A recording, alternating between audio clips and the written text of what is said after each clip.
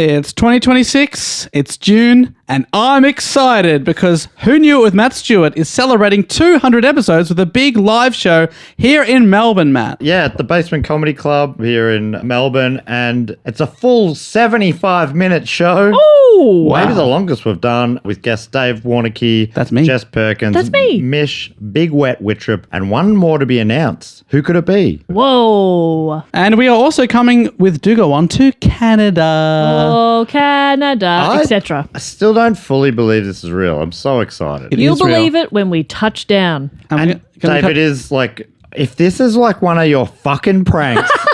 No, I'm not going to punk you. I swear we are going to Canada in September 2026. We're going to be hitting up Vancouver, Calgary, Montreal, and Toronto. And if you want tickets to the Who Knew It or the Canada tour, visit our website, dogoonpod.com. And if you sign up at patreon.com/dogoonpod, you can get discount codes for all those shows. I mean, and you know what I mean.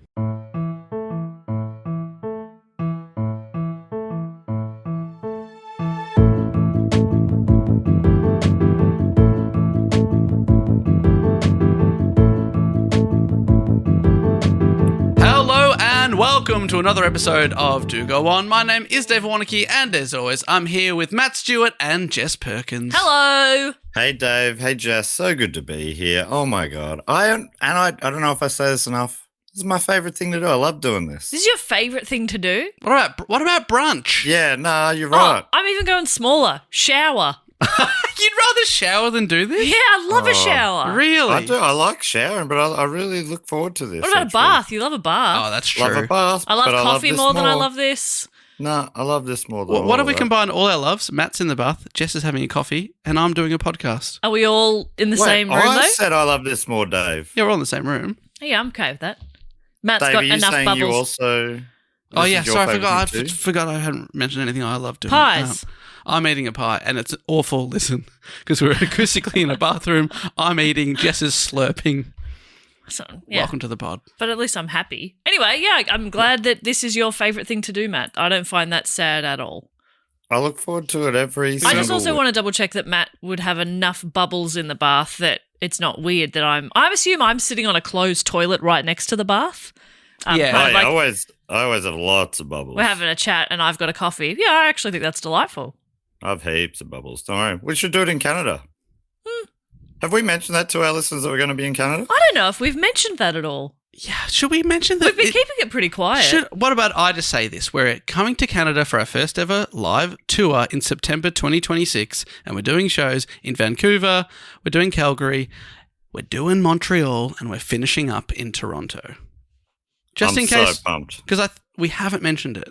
Just in case. Yeah, I think, we just sort of kept that pretty under the radar. One of you did do a post about it last week, and there was a comment saying, "You're coming to Canada?"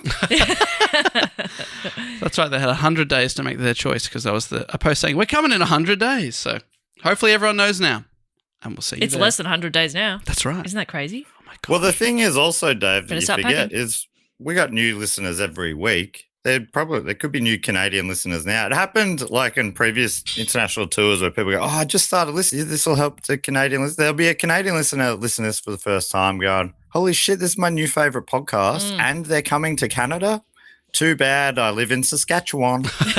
Sorry. Hey, next time. Dave, we're not. Be honest with them. Are we ever going to Saskatchewan? I would love to, but do you reckon we'd ever do a show in Saskatchewan? Well, if this new mystery listener makes everyone in their whole territory listen, then yes. True. I think That's true. a rule should be that we can only perform in cities that Matt can pronounce. Yeah, great. So we go to Saskatchewan. We go to Montreal. Obviously, we're going to Calgary. Calgary? Wait, has Calgary got Gary in it? Yes, it's Calgary. Calgary. Let's be honest. They're saying How it have I wrong. never noticed that before? We're going Yeah. to Calgary. We're going to Calgary.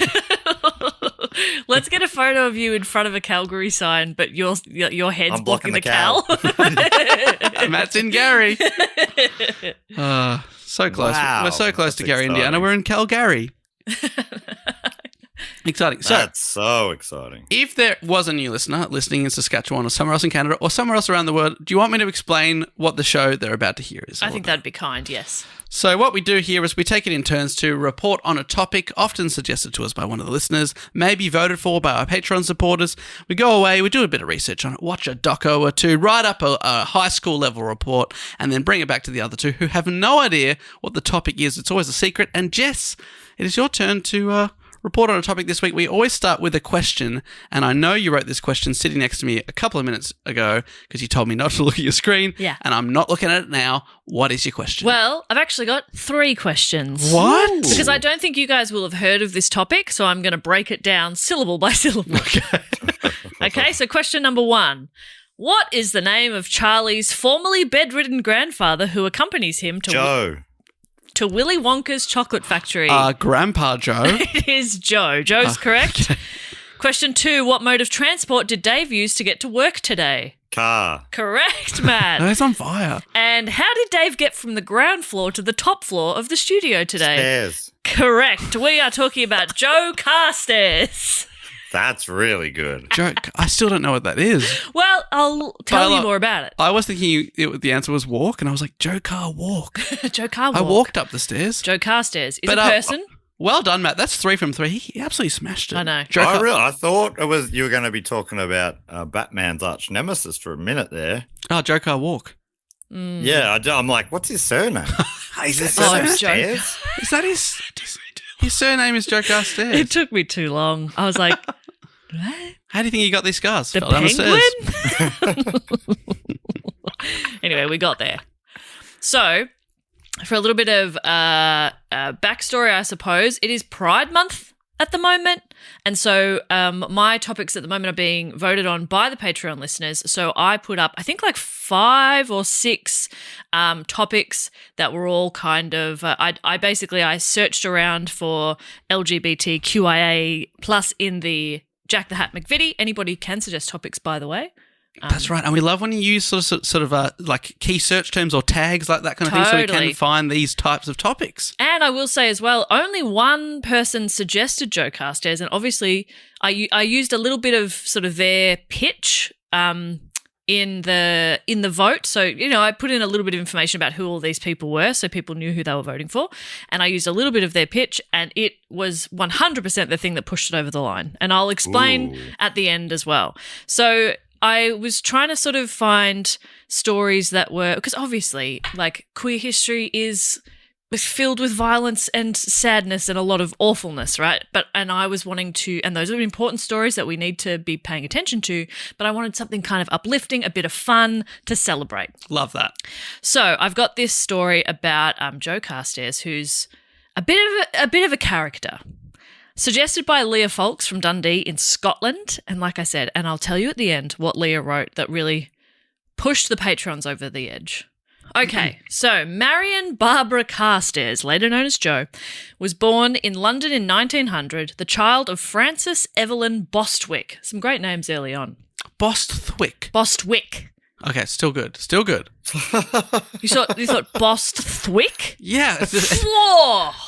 I just thought it was How like... would you spell that? Because you're pronouncing one T and then adding a TH as well. Yeah, Bost. Bostwick. Yeah, B-O-S-T. It would have to be hyphenated, wouldn't it? Yeah, Bostwick. Like someone Bost married someone Thwick. Oh, that's perfect. Oh, Thwick. Jessica Thwick. Are you kidding me? That's really good. Jessica David Bost. Thwick. Oh, Let's get hitched. I'd love to be David Bost. Unfortunately, you're not. Damn it. I know. I think my whole life would be different. That nominative determinism does work. Yes. Like, to make a cool person. Unfortunately, Dave Warnocky. Yeah, it's not good. It's not Dave Bost. I think about that. If I ended up with Masherini, Dad's mum's maiden name, Matt Masherini would be, I don't know. I just think I would have absolutely dominated. I think you'd That be was like, my name. I feel like Matt Masherini is like getting a gold medal at the X Games. Yeah, he's doing something sick for sure. Absolutely. Certainly not podcasting No. on a Thursday morning. He's like a BMX rider. And it being his favourite thing to do. Matt Masherini would find that so sad. Oh, favorite thing to do? I guess jump out of a plane and then into another plane. Yeah. Matt Stewart's like, I like sitting still and talking for a bit. Oh, yuck. Get a life. I'd love to meet Matt Masherini one day. Can we get him on the pod? Let's get him on. He sounds cool. Dare I say, he sounds hot. He's so hot. Your first Everything about name him. would not have been Matt. No. No. Would have been Mikhail. Matt Masherini is just, it's too much mama. Oh, my mama. That's what I love about it. But yeah, your parents I'm were into it Matthew Masherini. But no, like in Middle Australia. name, what about James? Jimmy Masherini. Oh my God. Did you just get a second gold medal at the X Games? I just got a stiffy. Well, we all got that. Now, we got onto this because of Bostwick. Which is not even the right name. Yep. That's right. So this is So Joe's parent. Her mother was Frances Evelyn Bostwick, who went by Evelyn. She was an American heiress. Her father, I looked up the pronunciation, Jabez Bostwick was an incredibly successful businessman. He was involved in the production side of the oil business through his firm Tilford and Bostwick, which was established in 1866. He bought out Tilford and in 1878 went into a successful partnership with Henry Flagler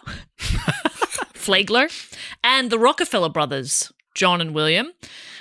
He served as the secretary-treasurer of the Standard Oil Trust. So big, like, oil magnates early on. Early on, making lots of money. Yes. It sounds like it. He was also a major shareholder and president of the New York and New England Railroad, a substantial shareholder in the Housatonic Railroad, a member of the New York Cotton Exchange, and who sat on numerous other corporate boards. So he was a business guy and incredibly wealthy. He passed away in 1892, but for context of the wealth he acquired, by the time his wife passed in 1920, she left an estate, per public record, that was valued at $29 million. Okay. Today, that would be over $400 million. This is in 1920, $29 million. That's good. That's good money. Insane money. So that just gives a bit of context for the wealth of the family, and we know that wealth can breed some eccentric people. And today's topic is most certainly eccentric. Love it. So Evelyn had moved to London. She married a Scottish Army officer, Captain Albert Carstairs, and the two of them had their daughter, Marion, aka Jo. I'll just call her Jo from here on.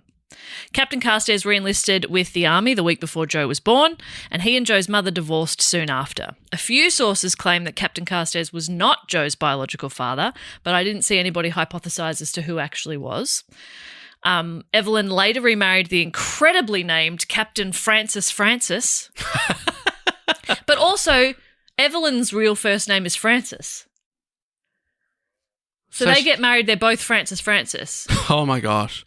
His name is Captain Francis. Did he Spelled the same both times. Did he become a captain just to differentiate himself from his wife? Yeah, because, well, before that he was Francis. As a boy, he was Francis. And then they had two more children. Oh my God. A daughter they named Evelyn after herself. And Francis. After himself. And herself. So there was Evelyn Francis and Francis Jr., who went by Frank. And Evelyn went by Sally. And I know it's the early 1900s, but there's more than 3 names. Like, if you have to make up a nickname to differentiate members of, like, there's only 5 people in their family and everybody's doubling up. Just choose a different name. Ridiculous. Francis. It's all about legacy with rich people. Yeah. They want to find, like we were talking about last week with the Chinese emperor. It's all about legacy. It's all about immortality one way or another. I'm sure this is part of their thinking. I'm going to live on because my name lives on with my son or daughter. Oh, yeah. You were talking about that final death mat where, the last person ever says your name. You die the second time. But that will never happen if your generations later they're still called Francis. Yeah. Yeah, exactly. And I don't know what Francis Sr.'s father's name was, but if it wasn't Francis and his parents were riffing a new name for their son, why'd they choose Francis? Francis. And he named his son Francis. Because I know it happens sometimes when people are immigrating and they've got just a single name, and it's it's not in their culture to have a surname or whatever, and they'll arrive and customs will just go, all right, we'll just double it up. I know Dad had a few students over the years where that happened, and they were great names anyway. Like there was one kid called Vivitas, so he ended up being Vivitas, which I think is one of the greatest names I've ever heard. My dad taught us a kid called Suleiman. There you go. I've never met that kid, and I think about that name 30 years later. It's just so good. Suleiman. So good. So good. So I wonder if it's like that. They're like, just double it. Yeah. Francis squared. We'll just call him Frank. Is that what doubling just is? call him Frank so we can tell the difference. Would you believe that this has got me slightly confused? There's so many friends. Oh, yeah. because none of them are Joe, though. No, none of them are Joe. Okay. Joe is Joe. Joe is Joe. Yes. We're talking about her mother. Oh, it's okay. Her mother is Francis. No, well, yeah, kind of. Her mother is Frances Evelyn, goes by Evelyn. Yeah.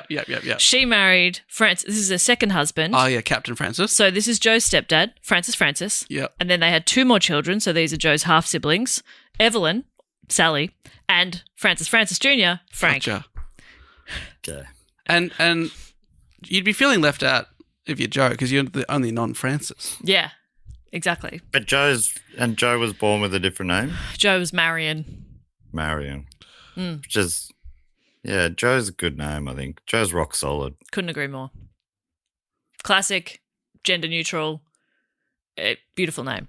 Almost as beautiful as Francis. Almost as good as Francis. So Evelyn, Joe's mother, is described as an American beauty whose moods, according to biographer Kate Summerscale, were fed by alcohol and heroin. Great combo. She had a string of lovers and husbands, some of whom Joe got on with. Most of them probably not really. Terry Castle writes, isn't that a great name? Terry Castle? Terry comes up a bit too. Terry Castle. Terry's like Terry and then just a word, I think is one of the great combinations. Terry Sandwich. Like Dave's D&D character, Terry Sharpener. Terry Sharpener. I laughed out loud when I thought of it. So Terry writes, and hardly surprisingly, Carstairs grew up with a challenging indifference to her wealthy family. In 1905, she was flung from the back of a bolting camel in London Zoo, knocked out, and after regaining consciousness, nicknamed Tuffy. Wow.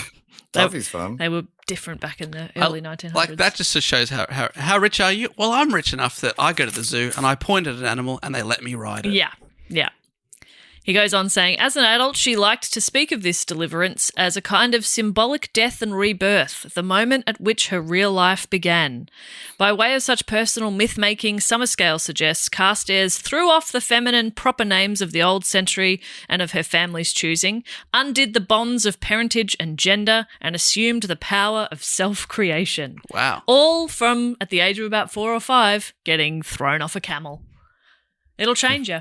That will change. I was thrown off a horse at the age of 5 and really, that's when That actually makes so much sense. it changed my life. You know how recently, or a little while ago, I said you look like somebody who, as a boy, did ballet? I also think you look like someone who, as a boy, was thrown off a horse. Am I right, Matt? Is that the same? Because I feel It's like similar. I never did ballet, but maybe because I was thrown off a horse. Yeah. Yeah, I'm imagining you in like a little cowboy outfit. Yeah. Is that right? Yeah. Oh, yeah. And you had little plastic guns. Yeah. And you were And a saying little like, sheriff badge. yeah, and you were just before, like everyone was really glad that you got thrown off the horse because you were just like being insufferable. You were saying words like, "Hey, I'm just gonna mosey on over here." No, howdy, partner. And they're like, okay. All right, this kid is a lot. I need a little drink from my horse to wet its whistle. The horse is like, I hate this kid. The horse debunked you on purpose. I gotta get this kid off. This kid This kid needs sucks. comeuppance. This kid's ego is already too high. Yeah, well, it was at a children's farm and the whole prep class got to go on and I was the one that got bucked off. So it did take a set against me. And so, okay, I didn't say the ballet thing or the horse thing as an insult or a compliment. It was a neutral statement. But then the riff continued. And I think, maybe we got the right vibe. Anyway, so a big Incident. Big incident in Joe's childhood. Anyway, so Evelyn, this is her mum, divorced Captain Francis and married French Count Roger de Perigny in 1915. He and Joe seemed to get on. He adapted his racing car so that the teenager teenage Jo could drive it. He also offered her cigars as a favour, not punishment, someone writes. And I was like, okay. And he took her to a Parisian brothel. Classic stepdad stuff. Oh, okay. Yep. But eventually Evelyn left him as well because of his alleged infidelity, and in 1920 she married her fourth and last husband, Serge Vonanoff, a Russian-French surgeon. Oh, his name's Serge. If only there was a word for, like, your name kind of... Funnily enough, I think it's Serge. He was a surge and a surgeon, and his name was Serge. He became famous in the 1920s and 30s for his practice of transplanting monkey testicle tissue into male humans for the claimed purpose of rejuvenation. Now, Matt, you're obviously as old as the wind, but you look no later than mid-40s. So is it the use of monkey testicle? Yes. Well, and probably... if the coin's dropping, pennies dropping, you'll realise now why I do a podcast about primates. It's because I am in part monkey. I'm a monkey man. Yeah. Yeah, that makes sense. Just the amount of hair on you. Yeah. There's a certain virility. Mm-hmm. You went in a bald boy and came out, well, half chimp. Yeah. Well, monkey, Dave. Chimps are apes. But there was a mistake. They didn't know the difference. Dave's never wrong, okay? Okay. That's right. Okay. Dave's never wrong. I haven't been wrong since I was bucked to fourth. And I learnt my lesson. Anyway, as we might have guessed, given that it isn't a commonly offered cosmetic surgery these days, his experiments failed. Oh, bugger. I mean, there was one success. I was looking for that thing, to sort of change my life. But, no, it's not that. That is, I mean, it's so funny what people have tried. And there's always stuff with animals' genitals. Why are we so obsessed with animals' junk? Leave it alone. I think we should give it another go. Do anything. What animal would you like to milk for your... I don't want to milk the animal. Okay, yeah, that's gross. How do you think we get milk? Not the way I was just thinking. Okay, so Jo's rebellious behaviour as a preteen led to a strained relationship with her mother, who sent her to a boarding school in Stamford, Connecticut at the age of 11 because she didn't really want to deal with her difficult child. Okay. Jo did, however, have a great relationship with her grandmother. This is from The Rake. Her idol was her grandmother, Nellie Bostwick. In Carstairs telling, Nellie was rough, tough. She wanted her own way. She was a wonderful person. She had great power. So at only 16 years old, Jo persuaded her grandmother to let her join the American Red Cross so that she could drive ambulances during the Great War. She served in France, and it seemed like this change of scenery was like a fresh start for young Jo. Wow, at 16? Yeah. Wow. Again from The Rake, at school she'd been tomboyish. Based in Paris, she began to forge a new identity. She hung around on the fringes of a bohemian set and became infatuated with Dolly Wilde, Oscar Wilde's niece, who introduced her to sex. And Jo said, "My God, what a marvellous thing. I found it a great pity I'd waited so long." What is this You're like new 16, thing? 17, what do you the kids mean? are all doing? Oh, my God, what a marvellous thing. Have you heard about this? You tried this? It's so funny to describe it as being introduced. I didn't lose my virginity to them. They introduced me to sex. Yeah. Or the idea of like having absolutely no idea of the concept at all until she must have been very confused when her stepdad took her to a brothel. Yeah. What do they do here? What is this? What is this place? I don't understand. Don't worry about it. You wait here. Yeah. I'll be back in a jiffy. And then her mum left this guy for infidelity. There were no signs. They were blindsided.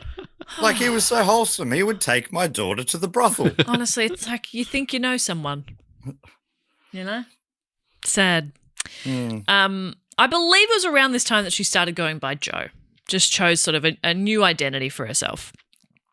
Author Heather Rose Jones writes, after World War I, Carstairs took her love of motor vehicles to supporting the British anti-republican activities in Ireland, where she again fell in love with a number of like-minded, unconventional women. Then in 1919, it was back to France to help with post-war cleanup. All this was hard physical work, with a certain amount of danger. The nature of the work required masculine-style dress, and it often attracted women who transgressed traditional gender roles. That was a lot of sounds. Well, there's 2 in a row that I struggled with. I thought you nailed it. Thank you so much. So, from the rake again, news of her homosexual affairs reached her mother, who warned her to stop them and marry instead or be cut off. She's like, it's worked out well for me 1, 2, 3, 4 times. 4 times. Yeah. Okay. 4th time's a charm. Okay? Don't befoul the sanctity of marriage with this homosexuality. Yeah. Be like me. And marry again. Marry and marry again and again. Have a string of lovers, probably a lot of infidelity yourself. But leave a man if he does it. Unacceptable. Yep. So she says, I'll cut you off. So Joe did marry, spitefully. A spite marriage, that's A good. spite marriage. It's the only For way the to do it. cash. For the cash. So, and just sort of, I guess to kind of get her mother off her back, she married a French aristocrat whom she believed her mother was seeing, according to the rake, and they split the dowry between them, parting ways straight after the wedding reception. Other sources say her new husband, who was Count Jacques de Pret, Oh, my God. Predemonge. Of the Predemonge fortune. We can only assume, was a childhood friend of Joe's, and other sources don't specifically mention that her mother was allegedly seeing him. But it's pretty funny if her mum was sort of like, had this guy on the side and Joe's like, great, I'll marry him. You obviously approve. And so they were legally married. Joe changed her name to that of her husband, but they split the money and did not see each other again. So what period is this? This is the 1920s by this point. I was thinking just some of these names and titles feels like it's just centuries ago. Yeah. But it's forget. just century ago. It's just century ago. You did mention the Great War. I'm like, I assumed at first that was First World War. Now I'm like, oh, was just talking about her favorite war. Just my favorite war. Bore. A Great War. Yeah. It is funny, yeah. It is funny seeing it written as the Great War, and you're like, well, in great they mean big, you know? Yes. Of course. Not yes. good. No. And then there was an even greater war to come, so it lost its name. And now we don't even, like, every war we've had since has just been fine. We're waiting for the next really good war. Well, I think there's one coming up soon that it'll be a fitting final of the trilogy. Yeah. Although it is, like, you know, sometimes they wait so long for the third that there's a bit of a disconnect, Godfather 3 style. I'm worried that this one is it already feels like the plot doesn't make a lot of sense. Yeah, it's kind of like there's a lot of holes in it. when parents have like 2 kids close together and then like 10, 12 years later have another one. It's like, ugh. Yeah, it's not. I know technically it's another sibling, but it feels more like a nephew. Yeah. So you're hoping for more of a gritty reboot? Yeah, I reckon. Yeah, like go again. Just call it the Great War. Yeah, get Matt Reeves in, I reckon, to direct this next war. I'd get rid of you know how sometimes things take so long in development that the initial cast ages out. Yeah. I reckon all the current world leaders who are in the main roles, we should get rid of them. Okay. Problem is, you know, if we recast well enough, there won't be a big war. Right. So it's a real catch-22. You have to be careful. Yeah, you have to be really careful. I actually really We're going to make sure we still get warmongers in. I really like reframing elections to recasting. Let's have a recast. I really like that. That actually it's just helps. not working out. That works for my brain a bit better. I'm like, Yeah. Our current Prime Minister is your Eric Stoltz. We want to get, for Marty McFly, we really want to get a Michael J. Fox type. Let's get Michael J. Fox. Oh, my God. Is he available? He'd be great. Do you think we could? He'd be so great. He'd be perfect. He already played a politician in Spin City. Yeah. Oh, yeah. He's ready to go. He's ready to go. Was he the vice mayor or something? Anyway, it doesn't matter. So Joe has gotten married out of spite. That's right, to account. Just get a trust fund to get her mum to piss off. Well, her mother, Evelyn, died in 1921, and Joe's marriage was annulled immediately on the grounds of non-consummation. Oh, right. And so by early the following year, Joe had renounced her married name and was back using Carstairs. So she just got married just to, like, tell her mum to piss off and to get her money and live her life. Right. So her and her husband, they were the ones, because it doesn't get annulled for no reason. They asked for it to be annulled, I suppose. Yes. Yep. Yeah. And you got to go in before a judge and prove that you never boned? Yeah. Or do they just take your word for it? You got to prove it. So one of them gets naked, and then but there's like a divider in between, so they can't see each other. And then he'll just ask questions of like, okay, Joe, describe his penis. Yeah. And she's like, I can't. I've never seen it. How big the bush? Yeah. Does he have? There's a freckle somewhere, left or right testy, and she's going. And she's wired up to like a lie machine. Yeah. What a are lie they called? machine. A lie machine. Yeah. What are they called? A lie They machine. call lie machines, yeah. Hooked up to a lie machine, and there's someone there going, she's telling the truth. She has no idea about that freckle. Yeah. Or she knows about the freckle, but only because she accidentally walked in on him in the shower. Yeah. Yeah. It's a very highfalutin lie But machine. if you've accidentally walked in on someone in the shower, you have to stay married. Oh, my God, of course. Yeah. So. Yeah, because of, what was that? That was soap versus scrubber. Yes. Well, what year was that? 1890. Yeah, 96? 96, I I think it was 96. Soap v Scrubber. I reckon Scrubber was hard done by. Yeah. I'm a real Scrubber truther. But anyway. Okay. So according to an article about Joe on the Red Cross website, they say the 1920s had been a period of increasing visibility and tolerance of lesbians and women with a more masculine presence. It was during this time that Joe started to wear her hair short, wore suits from Savile Row, a famous tailor's shop that's still around today. She covered her arms in tattoos and lived openly with a succession of girlfriends. The Rake says Carstairs had scores of girlfriends over her time. An album of her girlfriends contained 120 pictures. Wow. Just keeping like a little scrapbook of girlfriends. That's so gross. But it's 120 pictures. Is Yeah. it like a Polaroid of each one, or is it like? I mean, I have way more than 120 pictures on my phone, But I think Oh, in the, yeah. they're not all. But in the True. 1920s, you got to go out of your way to get the picture. That's so such you're a like, good point. Yes. Hey, babe, I'm really loving you. I want to add you to my book. Sorry, the book? Yeah. Yeah. Having a bone book is pretty Crook. I think. Yeah, couldn't agree more. And this is still from the Rake. And did not underestimate her powers as a brilliant lover. I was made to think so, she said. Everybody else thought so I thought so too. I would have liked me. You start to believe your own hype. Yeah. People are saying, that was good. She's going, it was good. I was good. I'm great. I at did this." all of that. Yeah. I know it is Pride Month, but is it okay to think this woman is insufferable? Yeah. Okay, great. Yeah.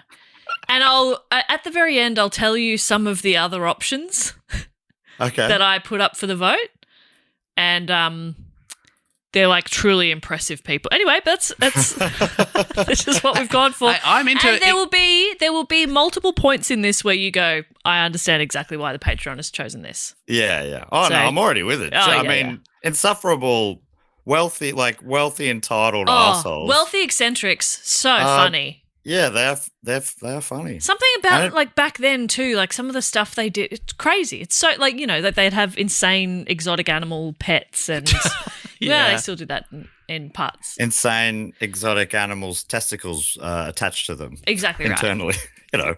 It was a different time. Internally. You get so rich and bored that you're like, I want that animal's testicles. Daddy, I want that animal's testicles. Fine. Stop bothering me. I'm reading the accounts. Yes, still lots of money. Yeah. My account is still full, Very good. Ooh, but I need more. I've made some extra money. From Wikipedia, a fantastic online, like a database of information. Oh, really? Fascinating. But Joe's specifically. Oh, okay. Oh. In 1920, with 3 former colleagues from the Women's Legion Mechanic Transport Section, she started the X Garage, a car hire and chauffeuring service that featured women-only staff of drivers and mechanics. Carstairs and her friends and lovers lived in a flat above the garage, which was situated near Cromwell Gardens in London's fashionable South Kensington district. Several of the X Garage staff had served as drivers during the war, and spoke French, German, or Italian.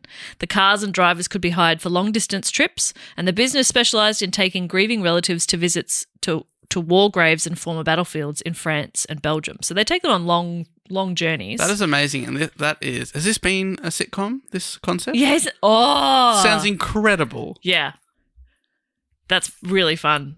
They were also hired for journeys within London, and the garage had an arrangement with their Savoy Hotel to transport guests to the theatre or to shows. So they'd drive fancy, wealthy guests around. Great. There's lots of stories there too for the sitcom. Yeah, right. But then there's also, a couple of times a season they're going on a long journey. Yeah. Pretty fun. And they live in the house together. Yeah. It's great. They're fucking.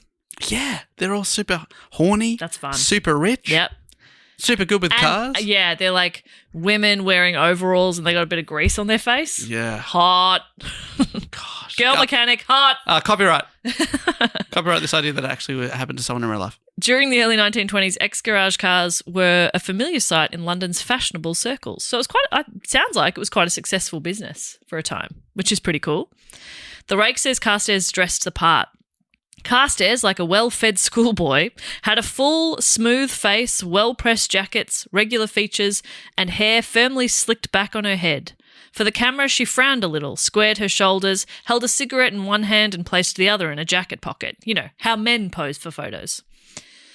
One night... Can you, just in future, just always, to help put it into terms that, the listeners can understand, describe how people MCGs? look in the terms of...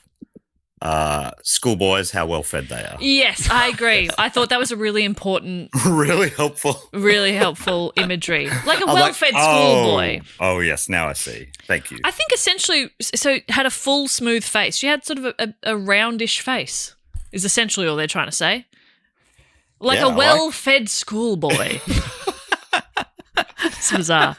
One night she got drunk, in quotes, awfully scratched, and woke up with tattoos on her arms. Later on, when she was partying with actor Marlene Dietrich, she showed up for a party in a gentleman's evening suit. Her hosts implored her to change into something more feminine and less outrageous.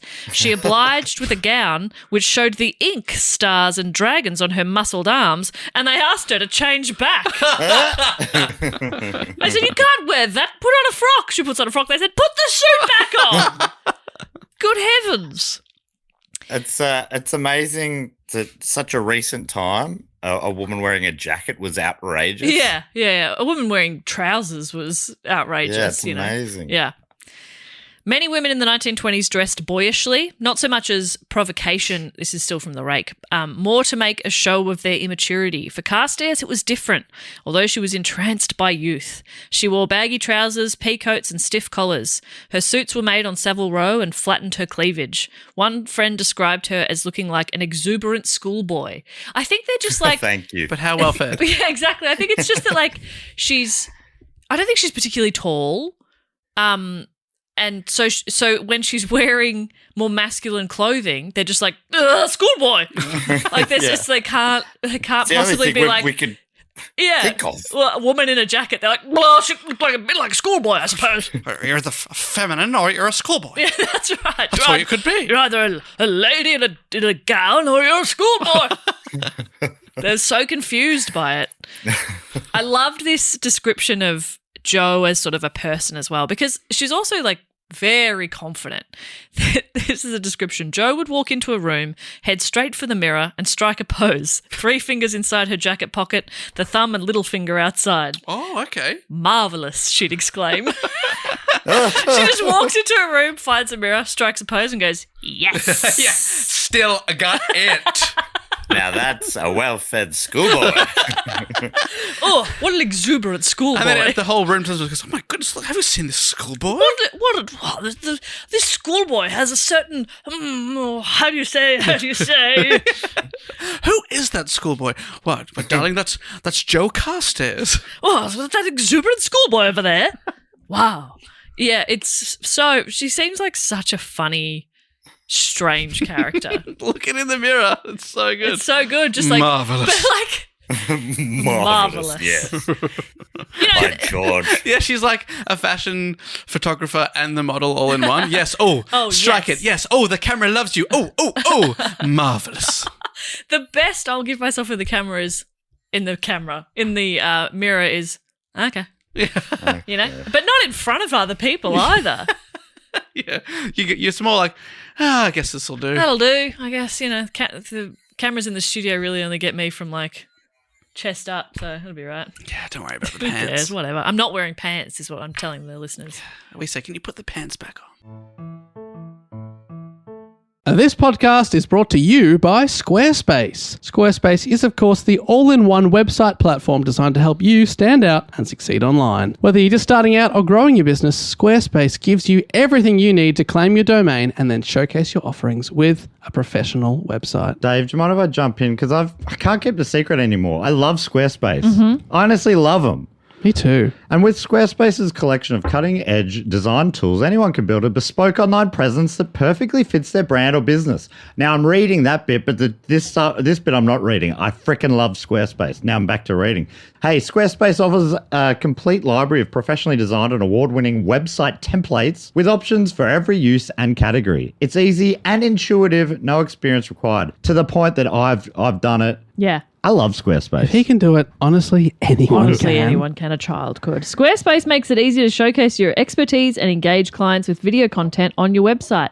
These days, it's all about video. Oh, my God. Upload and organize your videos, create stunning video libraries, and even monetize your content by adding a paywall. Perfect if you're running online courses or tutorials and premium workshops. Hey, head to squarespace.com/do-go-on for a free trial and to save 10% off your first purchase of a website or domain. So before I get to the next adventure she undertook in her life, I need to tell you about a very important companion she had and who is probably a large factor in why this topic won the Patreon vote by a big margin. My imagination is running wild. What are you thinking? We did mention exotic animal before. Sure. Was that a red herring? Her companion Why was was a it red herring. No. You also mentioned Well-fed That, schoolboys. well, yeah, and that Irish writer's niece. Yep. Oh, yeah, Oscar Wilde's Introduced her niece. to And she knows Marlene Dietrich, so maybe she knows like someone we've heard of. No. Okay. So author Heather Rose Jones writes, Carstairs attracted a regular flock of girlfriends from high society women to showgirls. Though Carstairs' relationships were less openly discussed by the press than her male compatriots were. In 1925, while on holiday with her secretary, in quotation marks, Ruth Baldwin, who seemed from the evidence to have been the deepest love of her life, Carstairs received from her a present of a doll that would become her mascot and icon. The doll was a stuffed leather boy doll made by the German Steiff Toy Company, who stood about 12 inches tall and who Joe named Lord Todd Wadley. Okay. Todd Wadley. Yeah. Or Wadley. Probably Wadley. Todd No, Wadley's good. Wadley's better. Todd Wadley. Todd Wadley. Terry Castle writes, Carstairs immediately made him the object of an extraordinary, often comical private cult. She spoke of Wadley as her dearest friend, had expensive outfits made for him on Savile Row, ordered tiny leather shoes for him from Italy, and placed his name, along with her own, on a plaque over the front door of her flat in Chelsea. That is awesome. Todd Wadley. Which I'm looking at that and I'm Esquire. like, I do have clothes for my dog. I would, if I had a little sign for who lived in our house. Oh, the residents of? Yeah. Chris's name would be on there. But I haven't had expensive outfits made for him tailored, and I have not ordered shoes from Italy. And I don't have a sign over my front door because that'd be weird. But if you were a multimillionaire, you would do all of those things. 100%, It's just, absolutely, you I were just would. financially It's just stopped from that. It's just that he's a little living dog and not an inanimate doll. Yes. It's a bit Brideshead Revisited. There's a character in there who is a wealthy man who takes a teddy bear everywhere he goes. Right. Aloysius. I said it wrong, and then I said Aloysius on the podcast, and I got a lot of messages. Yeah. And it's... Based on a real person? Because no, but it's flashing back to a similar era to this. So I'm wondering if Evil and War was maybe inspired by this. well, there was someone else in this kind of time who was like a race car driver who had a little teddy bear that he Ah. and Todd Wadley was kind of It's really Lord good. Todd Wadley was kind of compared to that little teddy bear. Yeah. So that's very interesting. there you go. Is the Simpsons episode where Burns has the teddy bear maybe based on some of this as well? Bobo. Yeah. Who knows? Wadley soon developed his own mock life, which ran in tandem with Carstairs' own. The admirably deadpan summer scale. So this is so interesting. It's Terry Castle writing about Kate Summerscale's biography of Joe Carstairs. Now, if someone was to quote you, She's admirably deadpan. Reports that in 1929, one of Carstairs' friends dummied up a magazine feature in which Wadley was pictured yachting, riding, taking cocktails, writing a novel, and sitting for a studio portrait. So it sort of seems like some of her friends and stuff were kind of in on it, and it was just a bit of fun. yeah. But it's just so eccentric and funny. She's got this little doll that she takes everywhere with her. Todd Wadley is a great name for a dog too. Todd Wadley. This Or is Mm. a my- duck. Yes. This is my duck, Todd Wadley. Dare I say it's better for a duck because it does need to be something that waddles. I think it'd be good for like a beagle. You know how their yeah. walk is a little bit waddly. They are a bit like that. Oh, here they come. You'd think like maybe an English bulldog as well. That kind of works. Yeah. Goose is he's a bit like blinky blinky blinky blinky. You know, he trots. He doesn't waddle. Anyway. Somebody else said Wadley functioned for Carstairs as a mascot, fetish, and alter ego. I don't know the fetish side of it. As a miniature externalization of her own glamorous, if cartoonish nature. We're like one, Joe said. He's me and I'm him. It's a marvellous thing. If everybody had a Wadley, there'd be less sadness in the world. Wadley's for all. She probably had enough money to get a Wadley for A everyone. new charity she's running. Todd will come up later. And that may not surprise you, but we'll move on. So in 1925, she inherited even more of the family fortune and decided to move on to the next adventure. So her chauffeur company, ex-garage, closed down, and she decided to move on to a new hobby, boats. Okay. You start with cars, you move on to boats. That's so classic, isn't it? Boats are cars of the sea. Has anyone said that before? Because that's how I think of them. Is that one of yours? Yeah, I think that might be one of mine. That's actually so interesting. Have you ever thought about it like that? I've never thought about it like that. But in so many ways, what is a car? It's something, it's a vehicle that you sit in, stand in, and it gets you from A to B via roads, etc. Rather than waterways. But a boat is the car of the sea or river Yes. Oh my God, yes. or lake. And a river. In a lot of ways, a river's like an artery, like a highway. It's like it's a wet freeway. Have you thought about One of it? society's greatest thinkers. I've never thought about that. Sometimes, yeah. Sometimes I sit and think, and sometimes I just sit. Can I put something to you? Yeah. That a plane is just a bus of the sky. What? Hang on. Something. Yes. Something there. There is something there. Is it that fascinating? That is fascinating. Wow. Jess, Yes. please do go on. Okay. So she started commissioning very fast motorboats from a shipbuilder in Cowes. Her first speedboat was named Gwen after one of her former lovers, actress Gwen Farrar. Could have called it Ferrari, but it's right. No, Gwen. But on a test run, it capsized, so Carstairs rechristened it Newg, which is Gwen backwards. Okay. Oh. Bit of fun. And promptly... Gwen in itself is a pretty clunky. It's beautiful in its own way, but it's a bit of a clunky name. But when you turn around and you go, actually, Gwen's beautiful. Yeah, Gwen's actually very nice. Gwen's awesome. Yeah. I love Gwen. Gwen. You're right. It's an interesting one. It's Welsh, isn't it? It must be. If you get Gwendolyn? a G and a W in there, Yeah. that feels very Welsh to me. And for some reason, that makes it better to me. Now, oh, it's Welsh. Yeah, it's sick. Gwen, love it. Yeah. If you told me it was English, I would have said, get it the fuck out of here. Get it the fuck out of here. I would say, you take that name, Gwen, and you pick it up, and you get it the fuck out of here. But no, it's Welsh. I love it. Yeah. One of society's greatest thinkers. Yeah. Oh, but is this going to be a nightmare edit for AJ? Is he just leaving the shit in? Because I'm like, this isn't releasable. How do you think this is any different to every other episode? This is what we do. This is what we do. This is our job. What we do. It's absurd. Yeah. This feels worse. Oh, I couldn't agree more. Okay. And like the fact that this is my job and like my brother can build an entire house from scratch and my best friend is a police officer and, you know, we've come from families of teachers and nurses and useful people. And then I'm like, well, sometimes I go and sit in a room and talk shit with my friends for a bit. And sometimes you just sit. Sometimes I just sit. Unfortunately, it's my report, so I am talking this time, but talk. a lot of the time, I'm just sitting. Just sitting. Tell us more about Newg. So Newg went on to win a series of races in Southampton and in Cairn. She was in her element. She said, I liked the boats. I liked the way they behaved. I understood them.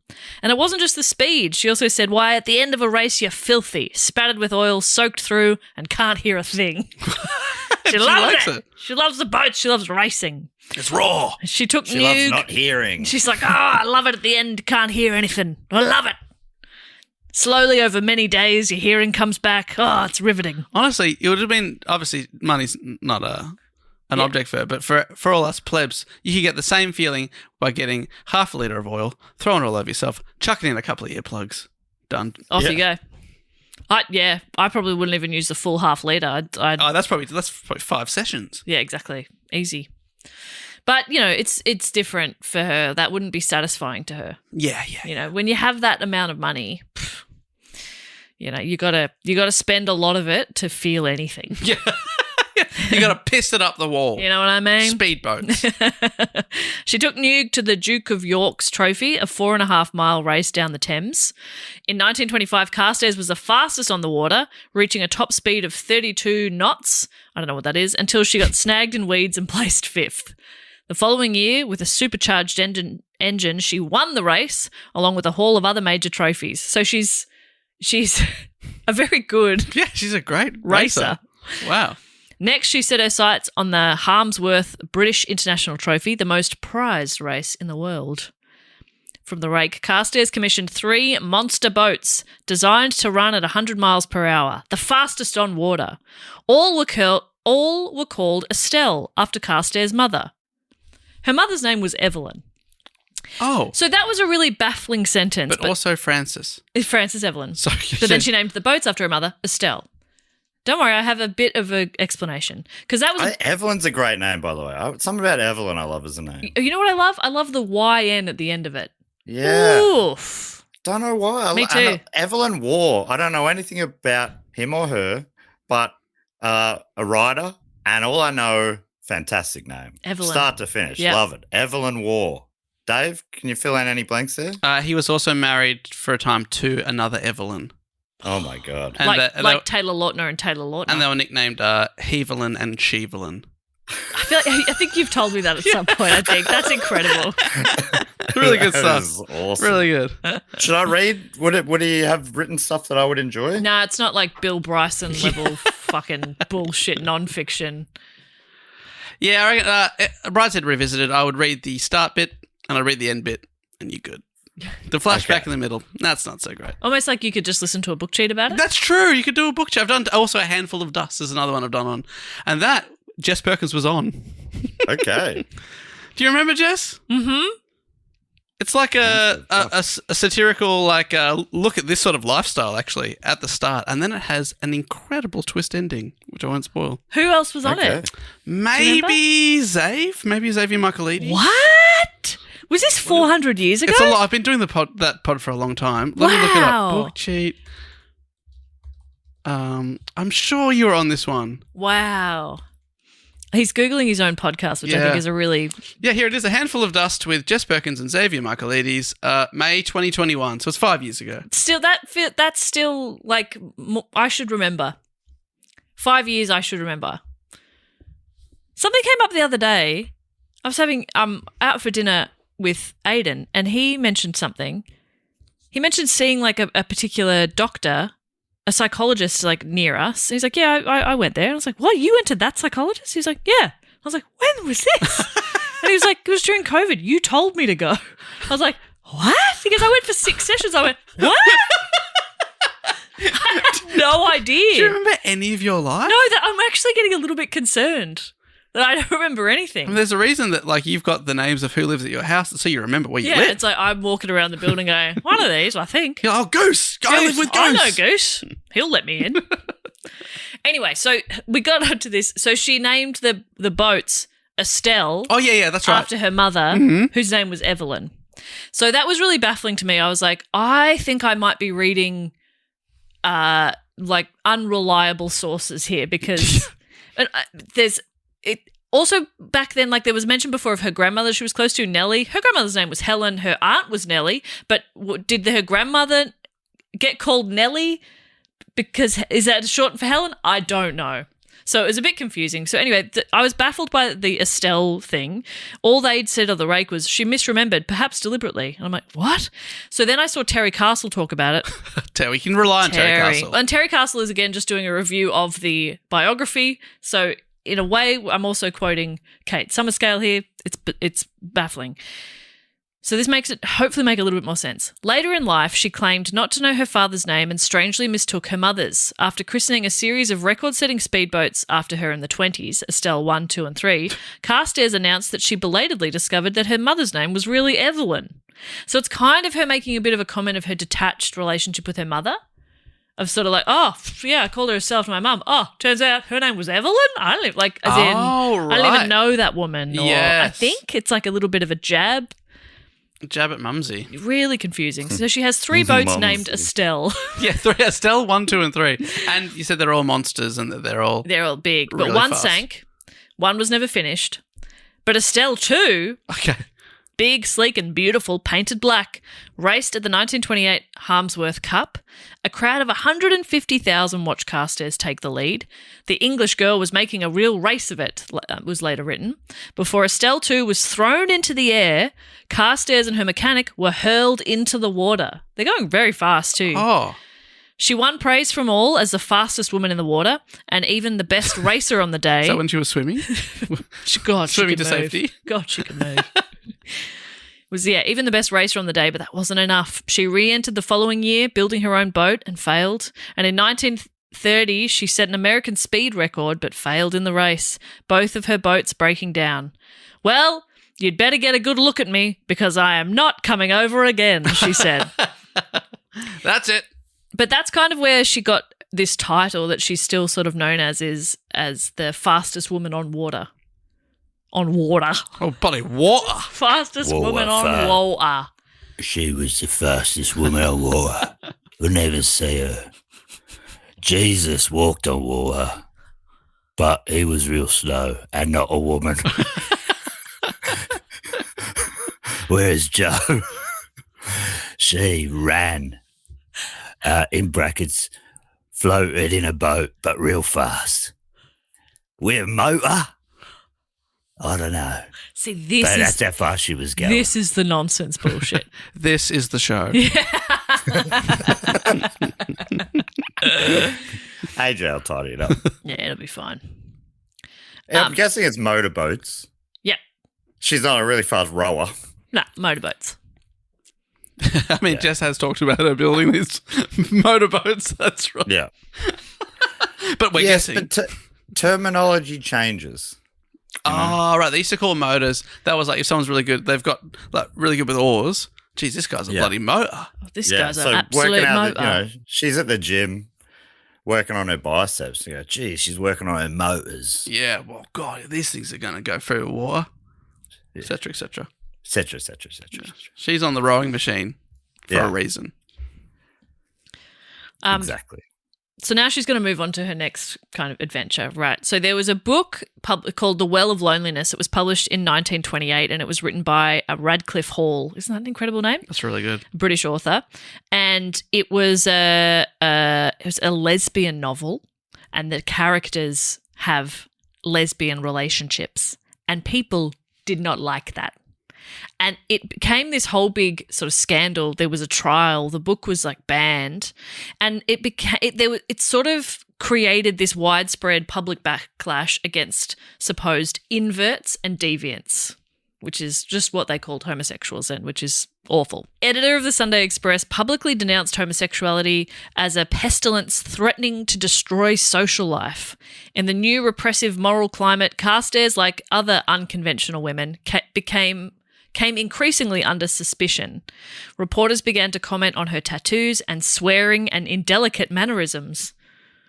Tattoos, swearing. Oh no, indelicate mannerisms. Do you think I have indelicate mannerisms? Because I know I've got 2, but have I got 3 for 3 there?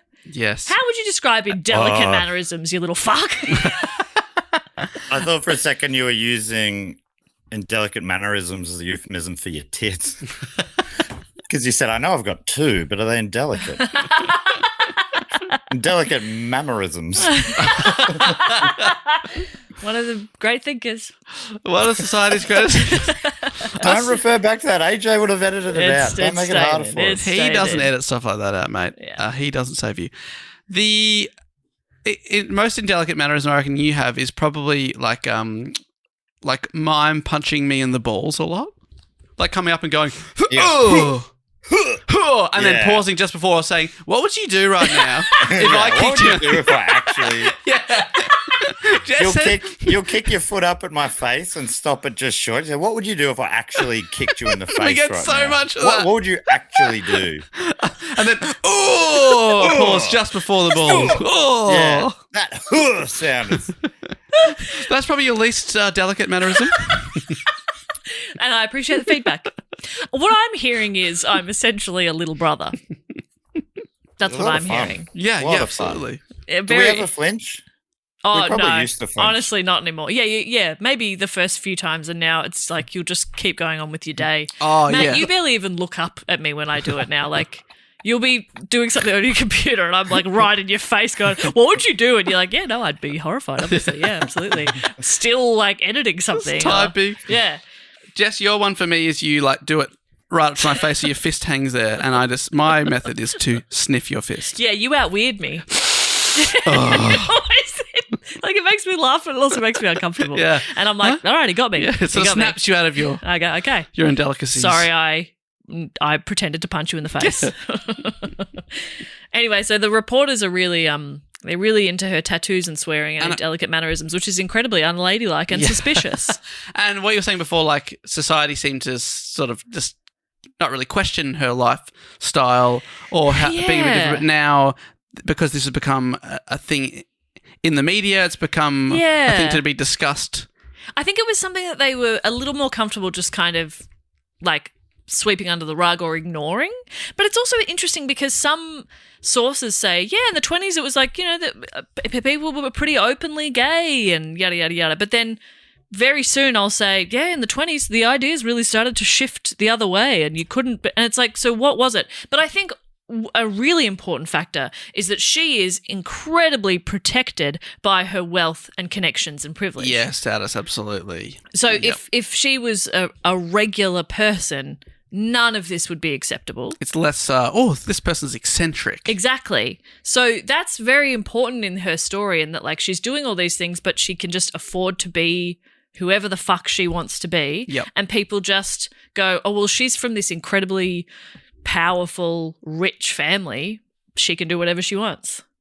So it's really weird and interesting. But they wrote about her. She smokes incessantly. Not with languid feminine grace, but with the sharp, decisive gestures a man uses.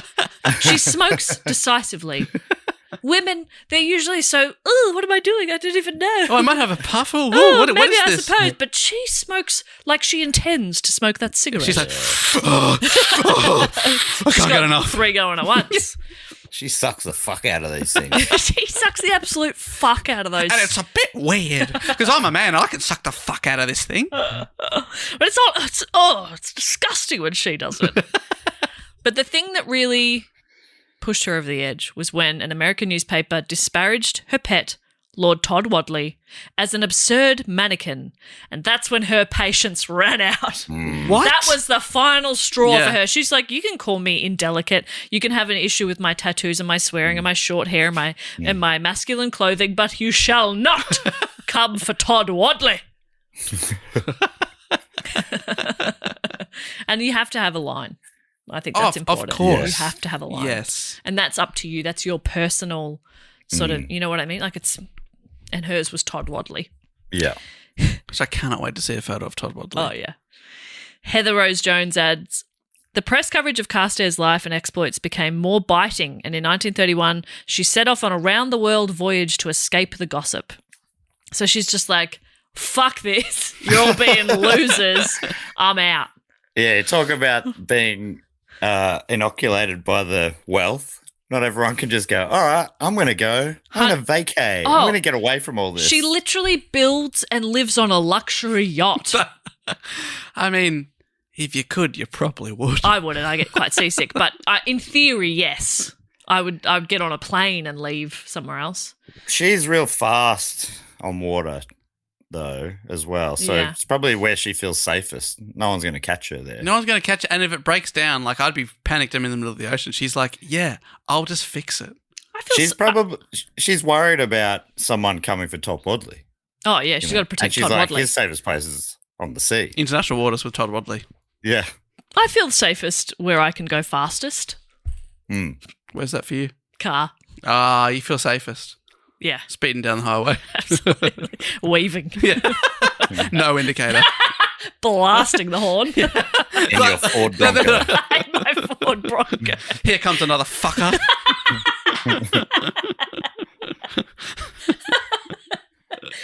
I say to the car in front of me, what would you do? What would you do if I rammed you? What would you do if I rammed you right now?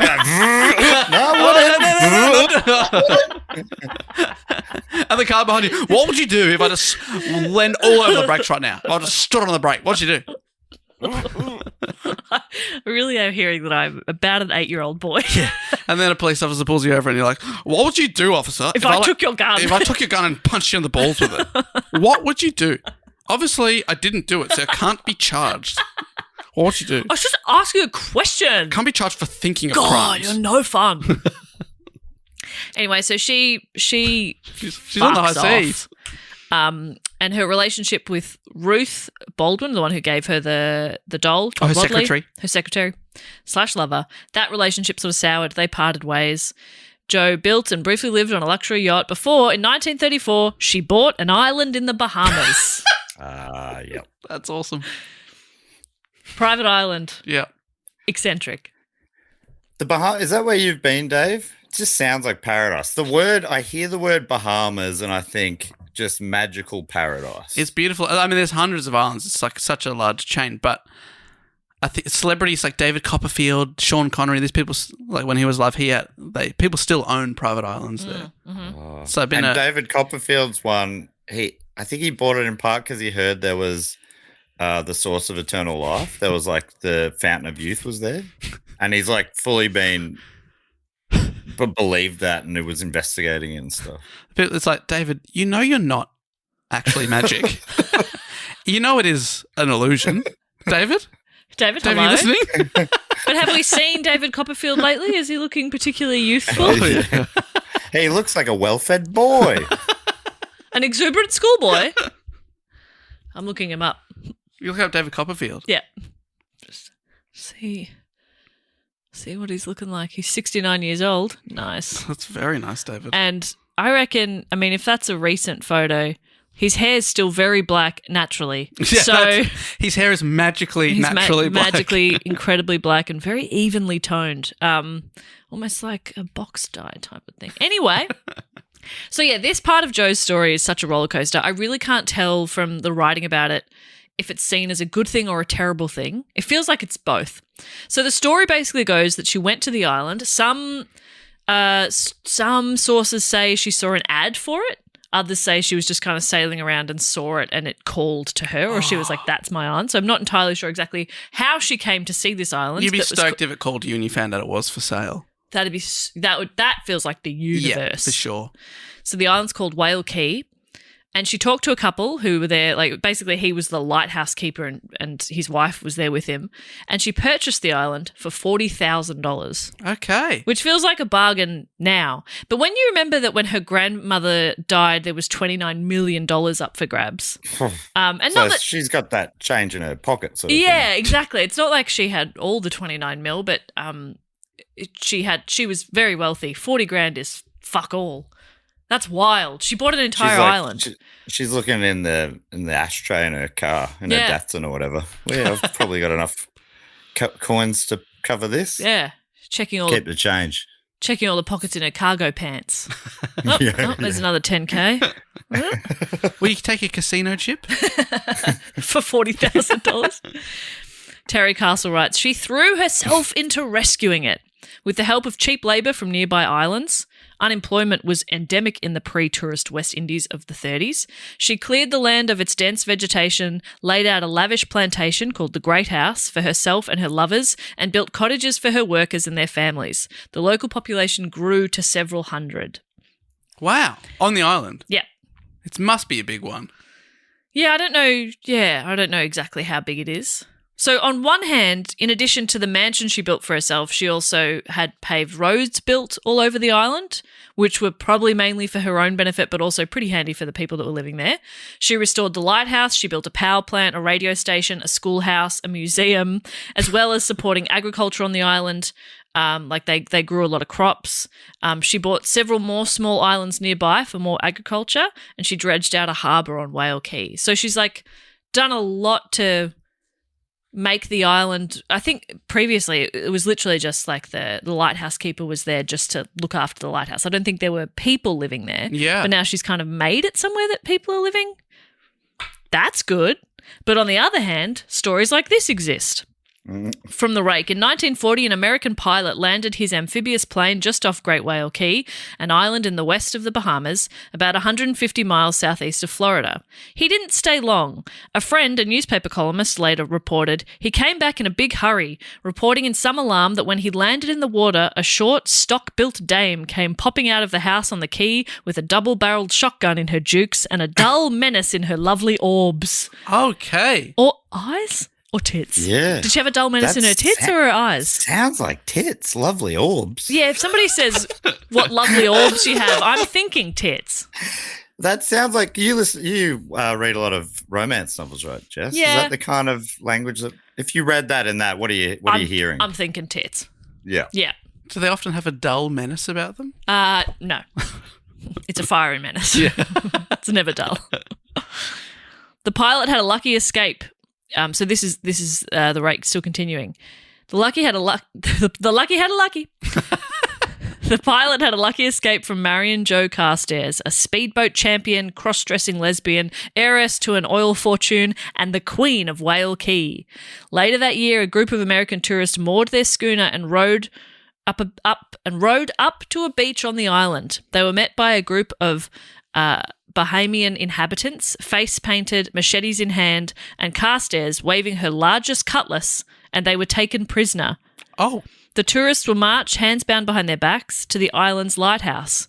Carstairs emerged, dressed as a great white goddess, and the locals danced and chanted around her. The tourists spent the rest of the night locked in the garage and were released at dawn. No explanation or apology was supplied. I don't give a fuck about the law, Carstairs said. Okay.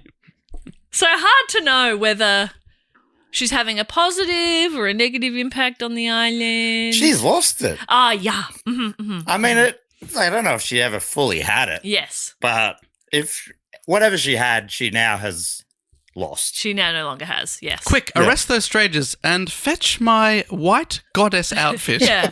Dance around me, would you? Let's give them a show. It's really put on. It really seems like she's just fucking with them. And then let's lock them in the garage. Yeah. It's bizarre. Oh, dear. Yeah, it's an interesting one. It's hard to sort of say I can't quite get a read on the vibe on the island. In some ways, they seemed to like her, in others, they didn't. In some ways, it seemed like she had good intentions, in others, it's not quite clear. Very confusing. Terry Castle, once again, says, Carstairs dominated her black subjects by sheer force of personality. Many were believers in obeah, a form of voodoo brought by African slaves to the Caribbean in the 18th and 19th centuries. Soon after her arrival on the island, while clearing a road with some of her men, Carstairs killed a snake by hurling her knife at it. And by God, I cut that goddamn snake's head right off, she said. The feat was taken as an omen, and ever after, she told friends later, the native men followed her with unstinting devotion. So they were like, oh, shit. Yeah, wow. Lord Todd Wadley's Forgot about Todd. conspicuous presence in her life, he sat on her lap as she tooled around the island on her motorbike, likewise encouraged popular faith in her magical powers. As Summerscale reports, the residents of Whale Key believed the perky little doll to be her witchcraft man, able to discover and disclose their secrets. Oh, okay. So they almost saw him as like a little voodoo type doll. Yeah. With Wadley's help, Carstairs made laws and delivered judgments. Adultery and alcohol were banned. She officiated at marriages and births. She named all the children born on the island. Oh, they're all going to be called Francis.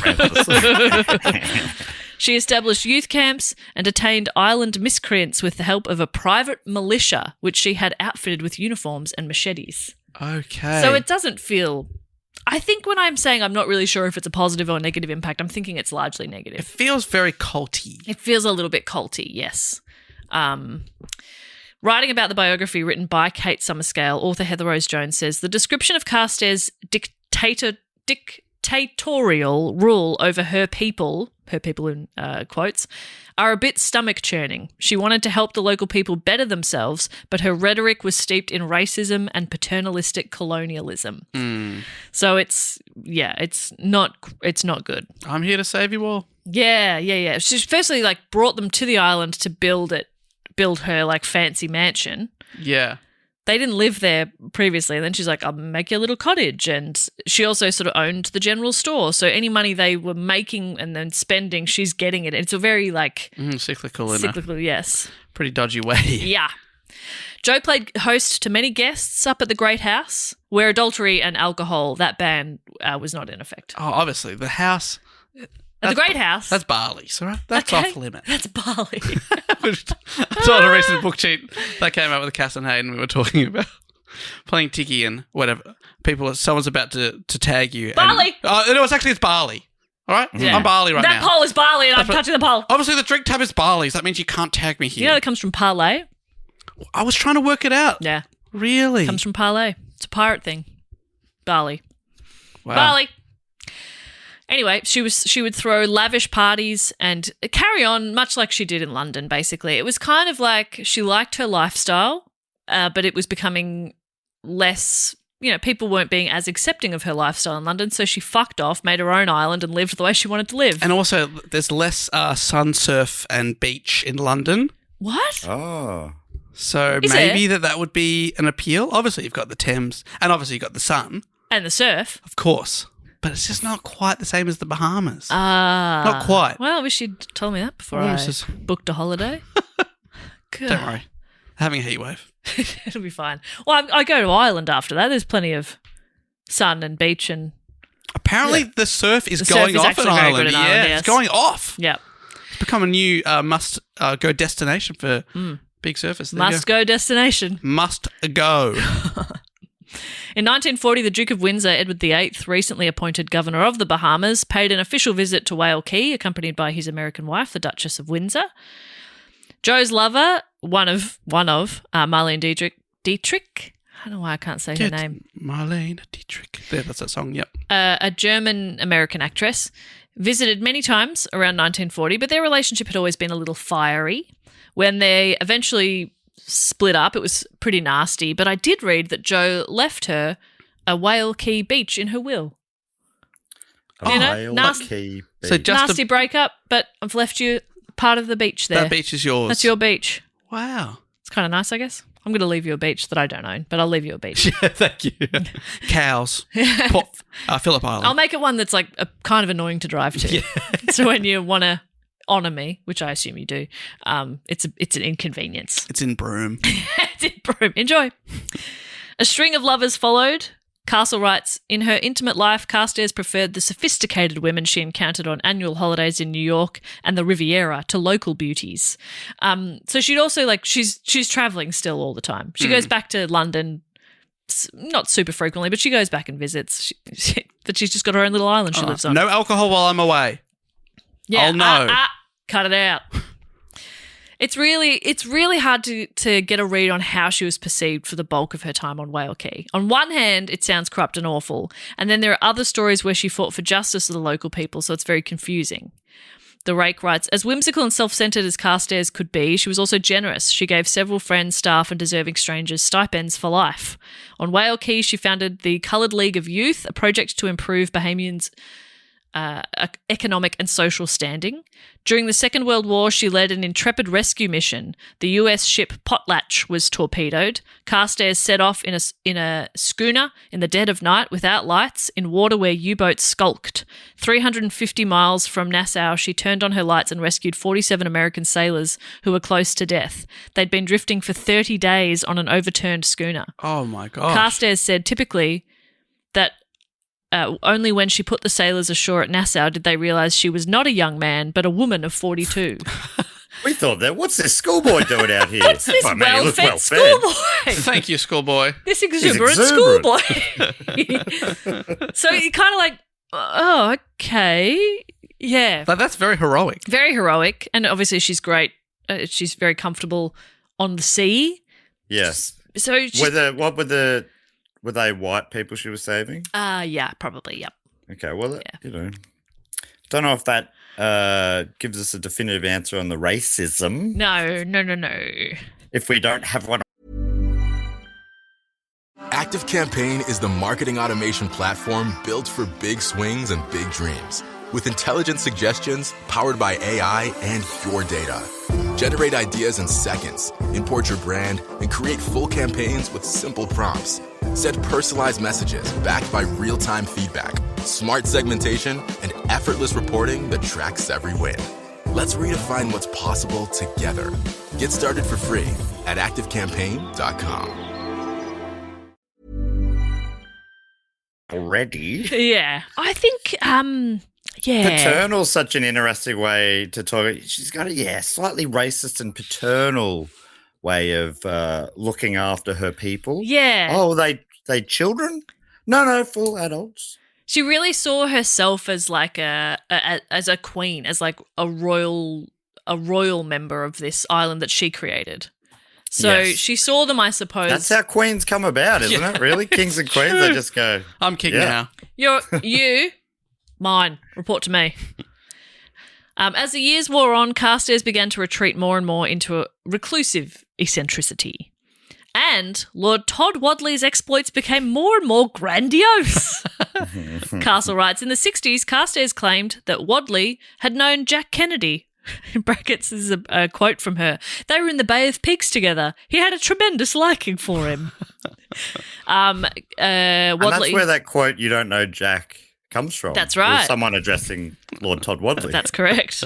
You don't know Jack. We were in the Bay of Pigs together. I certainly do. How dare you? How dare you? Wadley had also been an astronaut and had Really? numerous wives, mistresses, and children. Wow, good on you, Todd. Good on you, Todd. I want to hear a bad word Pinocchio, about Todd. One of his. Funnily enough, even when you're insanely wealthy and think you can do just anything you want, when you call yourself the boss of an island but rule in a kind of gross way, eventually people don't like you. Jones writes, by the 1960s, her rule on Whale Key was being challenged by the black residents who were increasingly disinclined to behave like subjects. So in 1975, she sold the island for $1 million and moved to Miami. Okay. She was just kind of like, you guys are harshing my buzz. You're all like, respect us, treat us kindly. Let us be in charge of our own island. And I'm like, I'm going to go buy Miami. yeah. So she just sells the island, goes to Miami. She split her time between Miami and Long Island, and she was like, They say that she spent her time writing checks for obscure philanthropic causes and tending to Wadley and his friends and associates, who were a vast army of dolls and stuffed animals given to her over the years by various girlfriends. So now Todd Wadley has such a busy social life. She's like, I am booked and busy. It's full time. It's full time managing his social calendar. Yet all good things must come to an end, and Jo Carstairs died in 1993 at the age of 93. She was born in 1900. That's easy to remember. Isn't that impressive? Isn't that fun? You two were alive for her. Yeah. I was alive for her. I was there for many parts of this story. But Did you ever go to one of the parties at the Whale yes, Key? I remember telling her, you must put on a frock. And as a feminist, I was there to look after her. I said, ladies wear dresses, darling. Yes. And, when she went and put it on, I was, and this isn't an understatement, mortified. She had tattoos. Ew, how terribly unladylike. This is terribly unladylike. And then she sat with her legs uncrossed. Oh, dearie me. Good See what heavens. she'd had for lunch. This is what I've drawn her as in that scene. Matt's been doodling this whole time, but it does actually help him concentrate. Oh, yeah, great. Oh, there's Todd too. There's Yeah. the castle. Is that Terry's castle? That's Terry Castle. Oh, yeah, there's little Todd. there's Estelle the boat, monkeys, yes. big chesties, and a rich man who says, I'll be having those. Oh, my God. This is amazing. We might have to, it's taken us 10 years, but we finally found a way to get Matt to understand a story. Well, this is how we started off. We Yeah. would all have notepads in the early days, and I'd forgotten about that, and I'm bringing it back. Idle, grandma, 1920s. I turned from notes to doodles pretty quickly. Yeah. 1921, Evelyn died. That's correct. Fourth husband, Serge Vonanoff, That's correct. a surgeon. Age 4 to 5, a camel through her. Oh, my God. We finally got through to him. Yeah.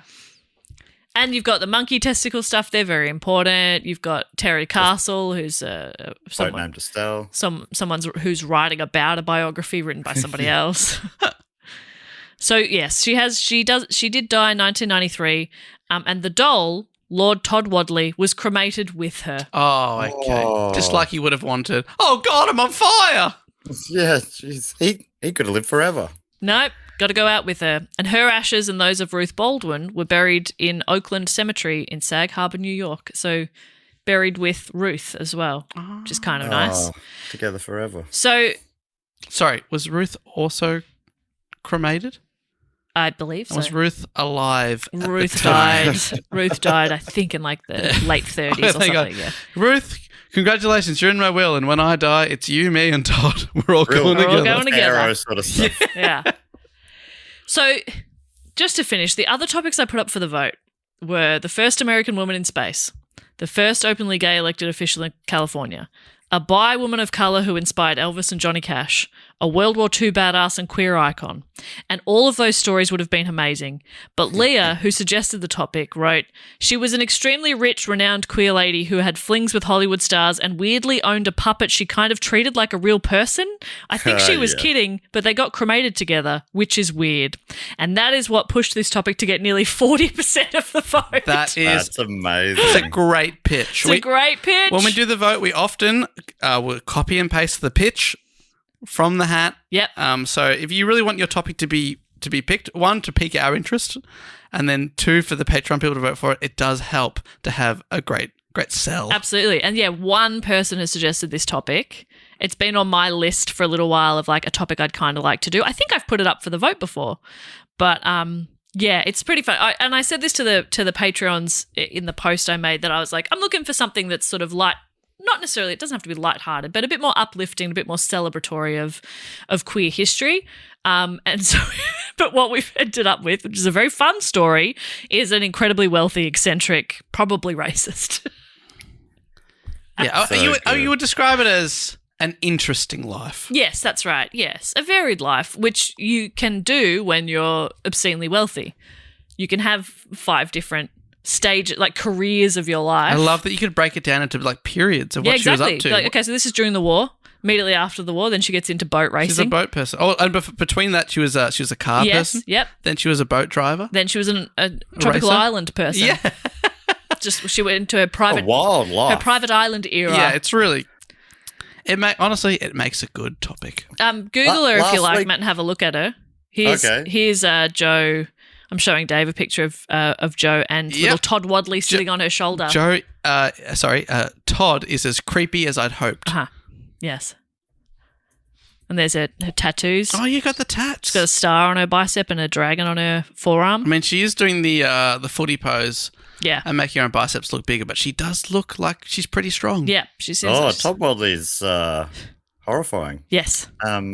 He's a bit But she like He looks sick. He looks a bit sharp. I mean, yeah, you were saying that she was like dressed by very expensive like luxury tailors and brands. stuff. Yes. So and then, You can tell. Tailored clothes, so they all like fit her well.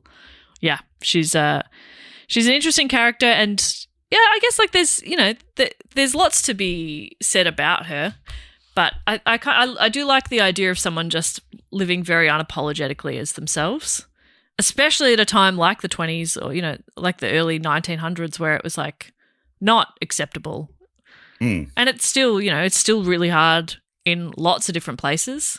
Yeah, very interesting, an interesting person. True equality is when we can, is when you can also be called out as being a real weird cunt. That's true equality. I was just looking up, as I did last week, just a few topics on a vaguely similar area, and I guess because it's Pride Month, I just looked up in our back catalogue just the letters L, G, B, and T, and these ones came up. Episode 116, Frida Kahlo. Yep. Episode 343, The Gay and Lesbian Kingdom of the Coral Sea. Oh, yeah. Which was, that was a sort of an Australian island that was taken over as a sort of a protest for equality in Australia. And probably one of the biggest topics of certainly recent gay and lesbian LGBTIQ plus history. The Stonewall Riots was episode 368. Interestingly, when I add an I to LGBT, some of those go away and it's only Frito remains. Interesting. Isn't that interesting? That's so interesting. And can I just read you something as well quickly? Sure. This is from an article on Vice from August 2013. Several years ago, the magician David Copperfield issued a press release stating he discovered the Fountain of Youth on his private island in the Bahamas. What are the chances? It's on his island. We found this liquid that in its simple stages can actually do miraculous things. You can take dead leaves and they come into contact with the water, they become full of life again. Bugs or insects that are near death come in contact with the water, they fly away. It's an amazing thing, very exciting. So that was 20. When was that published? That was published in 2013, but no update since. But it was a press release from earlier again. Yeah, his hair remains black. Yeah, so he's obviously working. It's onto something. It's the only. You put a dead leaf in this thing and it like comes to life. A full tree grows. That's crazy. That's amazing. Yeah. What, a bug touches the water then flies away? Yes. What are the? I've never seen that. Wow. Usually they get it's sucked a bug down playing into it. Dead, obviously, because it's scared shitless of David Copperfield. Or it's just thirsty, and then they put it in water, and they went, "Oh, great! Now I'm hydrated. Off I go." Well, I can't wait. I can't wait to buy a bottle whenever he's ready. These things take time, obviously. Well, we might be able to get our own bottle a little sooner than that because I've just looked up Whale Key Island in the Bahamas. Yeah. Because I wanted to see where it was. It's actually not that far from Nassau, the capital, and it is currently for sale. Okay. What? Well, Joe got it for 40 grand. I reckon we could scrounge around and get something similar. We could do a crowdfunding We or could do something. a crowdfund. It's 565 acres, so it is quite large, and the roads and stuff seem to remain on there. Maybe a little bit of an airstrip even, and it is currently on sale for $19,995,000 US from Sotheby's Realty. She should have held on to it. $20 million island. Should have held on to it. Free. But it says 5 bedrooms on it. Yeah, I can't see. What do you mean? How does an island have 5 bedrooms? That's not enough bedrooms. For 20 mil, I want more than 5 bedrooms. And Sorry. They don't show any photos. I'd like to have more than 4 friends come and stay. Oh, yes, it's year built, 1940, but doesn't say. 6 full bathrooms, 5 bedrooms. Features water view, waterfront. No shit, it's an island. Yeah, but are you buying the island or is it? Yeah, the house. Just the house. What No, is this? They've classified it as entire You're getting island. the whole island. Property type, private island. Wow. 20 mil. Interesting. But that was a fascinating story. And yes, like I said, an interesting, eccentric life, to say the least. Absolutely. But yeah, the thing, getting cremated and buried with her doll was really what pushed people over the line. And that's good stuff. But yeah, one person suggested that, and there are thousands of suggestions in the hat. So if you want to suggest a topic, or if this has made you think of another eccentric character or another queer icon or just another person that's interesting, suggest a topic. We want to, put them in there. Queer icon for the straight guy-con. Is that anything? Yep, that is everything. Still thinking. I think I need to leave on that sort of high note. I agree. I'm not going to talk again. I'll be sitting here for the rest of the episode, but I will not speak a word.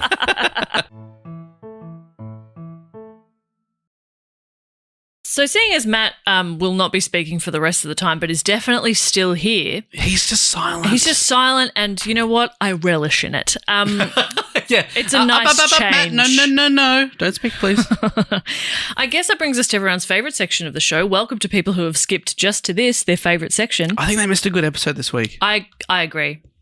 And I feel a bit gross saying that because it was my report, but I agree. It's absolutely the case. I think it's not arrogance. It's just the truth. It's reality. Yeah, I'm just calling it like it is. Exactly. But welcome. Feel free to go back and listen whenever you're ready. But this is a little section of the show where we like to celebrate, raise up, and thank some of our fantastic listeners who make this show possible. Absolutely. The way we're sitting next to each other now, and it is just the two of us. Obviously, Matt's still here, but quietly, it feels like we are commentators on a. It really does. Do you know what I mean?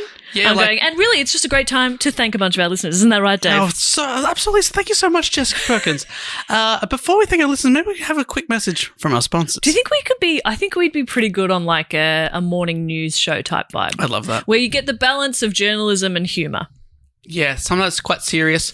No smiles, no laughs. Other times it's And other puppies. times, here's a little funny thing of, a dog escaped this week and it had the whole bloody town in southern Texas chasing it. Here's a bit of the footage. As the woman, I go, that's fun. And that's about all I contribute. But you do it well. Which is actually kind of true on our pod. Except sometimes you give fantastic reports. Whoa! Sometimes. Once a year. And it was this episode. Was fishing for that. So the first thing we like to do in this section of the show is a little thing called fact, quote, or question, where people get to give us facts, quotes, questions, brags, suggestions, really anything they want, and we read them and we answer them. And I think this section has a little jingle. Yes, and does it go a little something like this? Fact, quote, or question. That was a really beautiful ding. He always remembers the ding. I always remember the sing. Absolutely. And these are people who have gone to patreon.com/dogoonpod where you can sign up on this level or some other ones and you'll get things including voting for topics like this one. That's you get bonus episodes. There's over 300. I was uploading this week's bonus episode. I think we're up to 315. Wow. Yeah, it's amazing. And That's 560. I know. We're nearing the 1,000 total. We have to pay attention to what becomes the 1,000th. Okay. And then we have to do the something maths. for it. Yeah. It's coming up soon because we basically, there's a new Patreon episode every Sunday. Yeah. So there's coming up quick. Yeah, as well as you can hear about live shows before anyone else, get discounts, be part of the Facebook group. And of course, if you're on the Sydney Steinberg's Deluxe Memorial Package Rest in Peace level, like these people are, you get to submit, like you said, a fact, a quote, or a question. And Jess, how many have we got today? We've got 3. You also get to give yourself a title. So our first fact, quote, or question comes from Mark Schmidt, who's given themselves the title Professor of Poutine. Oh. And Mark's giving us a recommendation. Oh my gosh, I'm so excited to try poutine in Canada, which we should mention again, we're going in September. Yes, please come along. So Marcus says, your Canadian tour inspired me to give some Montreal poutine recs. The proper Quebec, how do you say that? Quebec. A Quebecois. I reckon you nailed that. Pronunciation is poutine. Poutine. Stress last syllable. Poutine. Oh, really? Maybe. Okay, that's good. If you pronounce it poutine, you'll sound like an Ontarian. Ugh. Oh, no, thank you. Unless. Or what if we sound like ignorant there? Australian tourists? Yeah. Is that bad? Have you got any of them gravy chips? So I'm doing yeah. Mate, but you got any of those bloody gravy chips? Got gravy chips? I love gravy I love chips. cheese curd. More curd. Sites will recommend La Banquise. I'm saying this wrong. I should be, but I should read it like Matt because it's usually him. La Banquise. Oh, that's beautiful. It's probably still wrong, but I've said it confidently. Yeah, that's right. While fine, it's a tourist trap. Better spots are Patati Patata. Oh my God, that's a fucking amazing name. Chez Claudette and La Patateria. Any Belle province will nail it. But if you really want to treat the Portuguese poutine, I'm sorry, I'm saying it like a Ontarian. Poutine or something. Poutine. Portuguese poutine from Mapul Muli. I hate you, I think, Mark. I know, these are great suggestions. If you know, you know. You should be reading this because your French is significantly better than anyone else's. 1,000+ days on Duolingo just doesn't lie. It's kind of like we go to me for Irish words, we go to Matt for fake French or 80s references, and we commercials. We go to you for French. The most authentic way to eat poutine is at a casse cru. Is that true? Which is like a roadside shack. None in the city, but if you're planning to drive to Toronto, and I said Toronto, not Toronto. I noticed. Did you notice? Yeah. Thank you so much. But Because you don't say the T's, it's Toronto. Toronto. I mean, we're adapting here, people. Crazy. I can recommend some real casse crus on the way, on the A20. Important, have poutine in Quebec. There's a perception it's a Canadian dish, but this is very contentious in Quebec. We have a very unique culture apart from Canada, and there have been attempts to secede. We're very protective of poutine as a cultural icon. Imagine telling an Italian person that carbonara is a European dish. While technically true, you'll still end up with a PO'd Italian. Also, they often screw up the recipe. If you ever get a poutine with grated cheese, toss it back and yell a French phrase I won't try. Where does it say this? Esti de Calice. I have no idea. Bonus rec for Dave, you should try to get your hands on a tourtière meat pie from a butcher. Oh, a few people have said this. Yeah, absolutely. At John Talon, tourtière. God, I got to work on my French. But also, before we go to Canada, I'm doing 4 weeks around Europe. So I've got a few languages I need to brush up on a little bit. Okay. So I think that'll be fun. Yeah, great. So once I'm back from Europe, I've got 3 weeks to learn French, and I think that should be fine. Great. 21 days in Duolingo, you'll be fine. Can't be hard.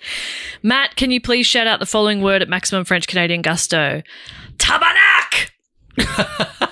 P.S. I'll be testing your poutine pronunciation at the merch booth. Oh, okay. Well, that's terrifying. Yeah, we might need a bit of help there, but thank you for that, Mark. Thanks for all those recs. Unfortunately, we are going to be flying from Montreal to Toronto because the shows are back-to-back, one Saturday and one Sunday.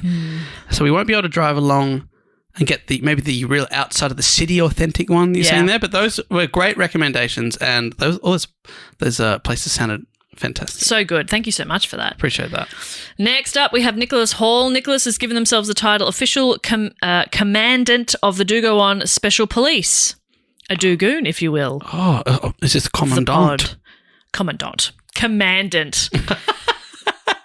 Oh, that sounds like a French word. In my defense, I've just spent, an hour and a half talking? Exactly. What do you people expect from me? Another 20 minutes? I simply must go home. I'm exhausted. I must rest for the next 7 days. You should see me getting home on a Thursday night. I'm the most pathetic little husk. Just crawling up the stairs. Usually I get home before Aiden. I leave after him. I get home before him. And he does it 5 days a week. You I do it one. He gets home and I'm in the fetal position on the bed and he goes, "Oh, how was your day?" I said, "It was good. I'm just very tired." And then he goes and makes dinner and brings it to me. And I go, "Oh, I can't do a thing. I'm exhausted." I just talked about Joe Carstairs for 90 minutes. Isn't that insane? And now I can't say commandant. I couldn't say any of the French either. I'm feeling really confident in my speaking ability Confidant. right now. That was really good. Thank you. So, Nicholas is giving us a fact. Okay, we love a fact. Saying, "Hello, gang. Long-time listener, first-time writer. Welcome. Have been with y'all since the Shakespeare episode and been meaning to upgrade to the Scheinberg tier for a bit now. When I listened to your episode on Stephen King, I figured now would be a perfect time since you mentioned Estes Park, Colorado.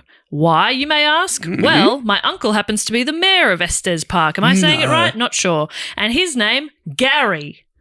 Mayor Gary. And then Mayor. Mayor. In brackets, they say, hope Matt will get a kick out of that.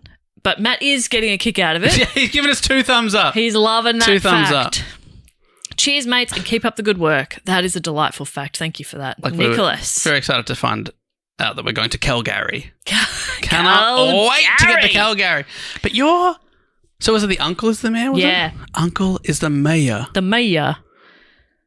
And his name is Gary. Are we thinking it's a human uncle? Because they do have a habit of electing dogs, cats, pigs, that kind of thing. Yeah, I'm thinking pig. Called Gary. A Gary pig. Yeah. That's awesome. I choose to believe. And finally, we have got a fact quote question from Jordan. How do we usually say Jordan's last name there? Nassie? I think Matt says Nassie, but I can't trust anything that comes out of that man's mouth. Yeah. Unless it's with a French accent. Then you know it's right. Jordan Nassie. Oh, that's beautiful. And for the people not watching on the video on Patreon, because of course there's the ad-free and video feed, Jess did do the hand, which Matt also does to help. And it really worked. And like when I did the hand, I felt like I had a mustache. Did you get that vibe as well? You were flicking it out here. Yeah, it's like a real curly, twirler. yeah. Fascinating. Jordan's given themselves the title Artilus Numion. Okay. We'll see if that makes sense. And a fact. Oh, there we go. My title is a Warhammer 40k deep/shallow cut. Deep if you don't know much about Warhammer or don't like the salamanders. Shallow if you like the salamanders and the Horus hearsay. Heresy. Fuck. Wow, that was longer than I expected. And then they continue. So that's interesting. Anyways, a while ago, y'all were talking about Warhammer. So as a reward for that, I thought I'd give you some of the names of illnesses in Warhammer. Some of them are pretty silly. Death's breath. Okay, I don't want that. When you got really bad breath? Gee, you got a bit of death's breath over I actually there, mate. came home maybe 3 weeks ago from the pod and we'd gone to the same sandwich place we had lunch at today, but it had like a garlicky thing in it. I got home and my wife immediately told me, your breath smells terrible. And I felt sorry for both of you and Matt having to be in this room with me. You were probably closer in proximity to her than you usually are with us, if that makes you feel any But that better. was quite an intimate session. The podcast was very close that day. We put the mic. We shared a mic. There's 5 in this studio. Yeah, and we shared thought a mic. One'll do. Yeah. Death's breath. So you had that last week. Yeah, sorry. Flaming vomit. Oh, that was the week before. Yeah. Galloping consumption. Oh, that sounds This nice. feels like it's come from a generator. Yeah, this is a Jess Perkins generator for sure. Glorious corruption. Oh, okay, that feels we're happy good. to have that one. Sign us up. Purple brain fever. Okay. I think I like that better than migraine. Yeah, you take purple brain I'm fever. having a little purple brain. Yeah, Purple that's when we brain know it's flare serious. up. Yeah. Stench foot fever. You don't want that. Galloping trots. Oh, that's diarrhea. Oh, you got the That's trots. diarrhea. Yeah, no. I got the trots. Sorry, I'm like, boys, I had a case of the trots. Don't tell us. That's all for now, cuties. Have a lovely day. How'd Thank you know you. I'm particularly cute today? Thank you, guess. Jordan. Thank you, Nicholas. Thank you, Mark. The next thing we like to do is shout out to people who support us on the shout out level or above. Absolutely, that is correct. See how I figured it out? And we usually shout out where they're from, but Jess often comes up with a game. Yes. So I'm thinking all of these people are multi-millionaires. I assume they are to be supporting us. So beautiful. Well, They support the arts. That's how we're multi-millionaires. And so I'm thinking like what they've like what eccentric thing they've splurged their money on. Rather than a speedboat or an island. Yes. Okay. Yeah. Okay. I'm thinking of things. Just think of outlandish things, expensive things. Okay. Not right now. Okay. So A really big boat. No, damn. Okay. do you want to go one for one? Let's go one for one, and then do we do the place, the person, and the object? Yeah, I reckon. Okay. Oh. Or do we sort of I'll do the alley-oop. We'll alley-oop. Couldn't. I'm so unsporty. Couldn't think of the term. I'll read do you throw it up? I'll read the first name and you can come up with something. Yes, please. Okay, so first up from Berlin in Germany. Thank you so much to Yannick Rausch. Yannick Rausch has just installed the world's largest chandelier. Ooh, how many crystals we talking? 600,000. And it is big enough to hang from that chandelier and scream Sia style. Fuck yeah, There's that's what you actually want. a permanent sort of... Like a swing seat. Yeah, like a harness type thing that you could at any time strap yourself to the chandelier and have a swing. And I think once that's activated, that song plays. It has to. But at the chorus, wanna swing, just that, and then That's you can great. feel really powerful. That's awesome, Yannick. Great use of your money. Yeah, exactly. Don't feed the poor. Get a big chandelier. Also, all of these multi-millionaires are like very ethical ones. Oh, of So course. they've spent most of their money on philanthropy and changing the world. Yes. But at the same time, you deserve a little reward because you've worked hard. Yes, and they pay all their taxes. Correct. And a lot. They pay, And they pay a lot in They taxes. don't like get their account to work out a way where they pay somehow minus tax. Yes, they. Yeah. Next up, I would like to thank from a location that is unknown to us. They haven't given us their address, so we don't know where they're listening from, possibly the Fortress of the Moles right now. And that is 349 or 349 Forgotten. And they have just secured in an auction the world's largest diamond. It's the size of a watermelon. Oh my God. It's huge. That is so big. Yeah. What are they going to do with it? Put it in a case and great. probably in the middle of the dining table. That's A little really good. centerpiece. They might drill a hole in it and put some flowers in it. Use it as a vase. That is so nice. I think that's really nice. Yeah, that seems like a good use. I agree. Next up from Denver, Colorado in the US. Thank you to Zachary Smith. Zachary Smith has just purchased the world's most accurate replica painting of the Mona Lisa. Whoa. Obviously, the Louvre's not going to sell the real thing, but this thing is basically it. You know what I mean? And you don't have to like wait in a group of 400 people. Yeah, to get trying close to look to at it. it. Also, this one's way bigger. Perfect, because it's quite small. This one's like the size of the wall of a big house. Oh, but it's shit. accurate as well. Yeah, nice. It took a team of 200 artists to create it. Yeah. Most of them were hype men and women Fair. cheering them on. Yeah. I think I'd be good at that role. Yeah. No. Oh, yellow. I didn't even know that was in the palette. Yeah. I think I'd be great at that kind of role over a short-ish term. For example, if someone was reading out names for a certain triptych club, someone was doing a dog shit Right. play on them, and you can amp them up for 5 to 7 names. No, so what I'm thinking more is that like we've worked together for 10 years and I just cannot be nice to you now no matter how hard I try. Yeah. Whereas like in other workplaces I can put more of a mask up. Oh, of course, especially in the first couple of years there. Exactly. Yeah. So I think give me a couple of years and I can be like, wow, great job. And then 10 years in, I'm like, kill yourself, you know? I'm the manager now. So I just think that's interesting. What I'm saying is those hype people are also very important members of the team. That's lovely. And it's a tough gig that not all of us can do. Next up, I would like to thank from Thornbury right here in Melbourne. Thank you to Leah. Leah just bought the world's smallest and rarest frog. Really? Yeah. How small is it? Like, imagine it's like sitting on my pinky now. Oh and my we God. even still have to be like, is that it? yeah. It's like teeny tiny. It's so cute. Like when you look at it through a microscope, it's like it looks like an animated Disney frog. Yeah, Like the that's great. eyes to face ratio is completely off, but Yeah. in a really cute way. It's the That's- cutest fucking frog. that's It was really actually nice. a really good purchase from Leah. That's really good. And this way, at least she can ensure that it's safe Yeah, that's good. because it's like anybody could step on Yeah, it. oh, shit, where is it? Yeah. Is it? Oh, no. Yeah. It's Good on you, so Leah. cute. You're a Just put it in conservationist. like for it a gigantic kind Oh, of yeah. enclosure, but the walls of the enclosure are made of like a magnifying glass, so you as a viewer can actually see the frog. That's really smart. Yeah, it's super cute. Leah invited me over to check out the frog, and it was awesome. I'd love to get an invite someday. It's a bit desperate. Yeah, I know it is. Next up, from Perth in Western Australia, I would love to thank Joe Button.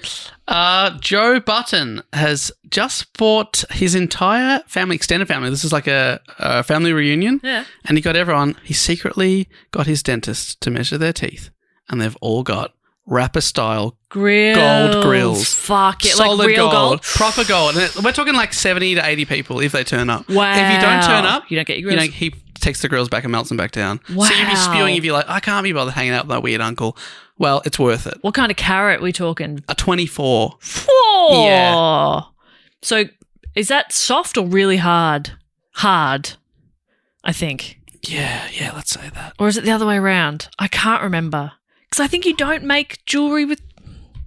But maybe this is not practical. It's about... it's about...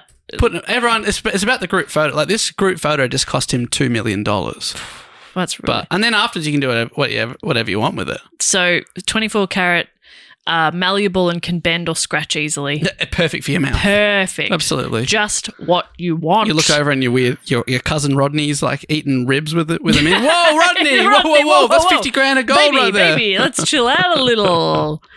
I think I only know that because my ring is 18 and somebody said, oh, that's going to scratch. And I said, oh, no. Anyway, but it's too late.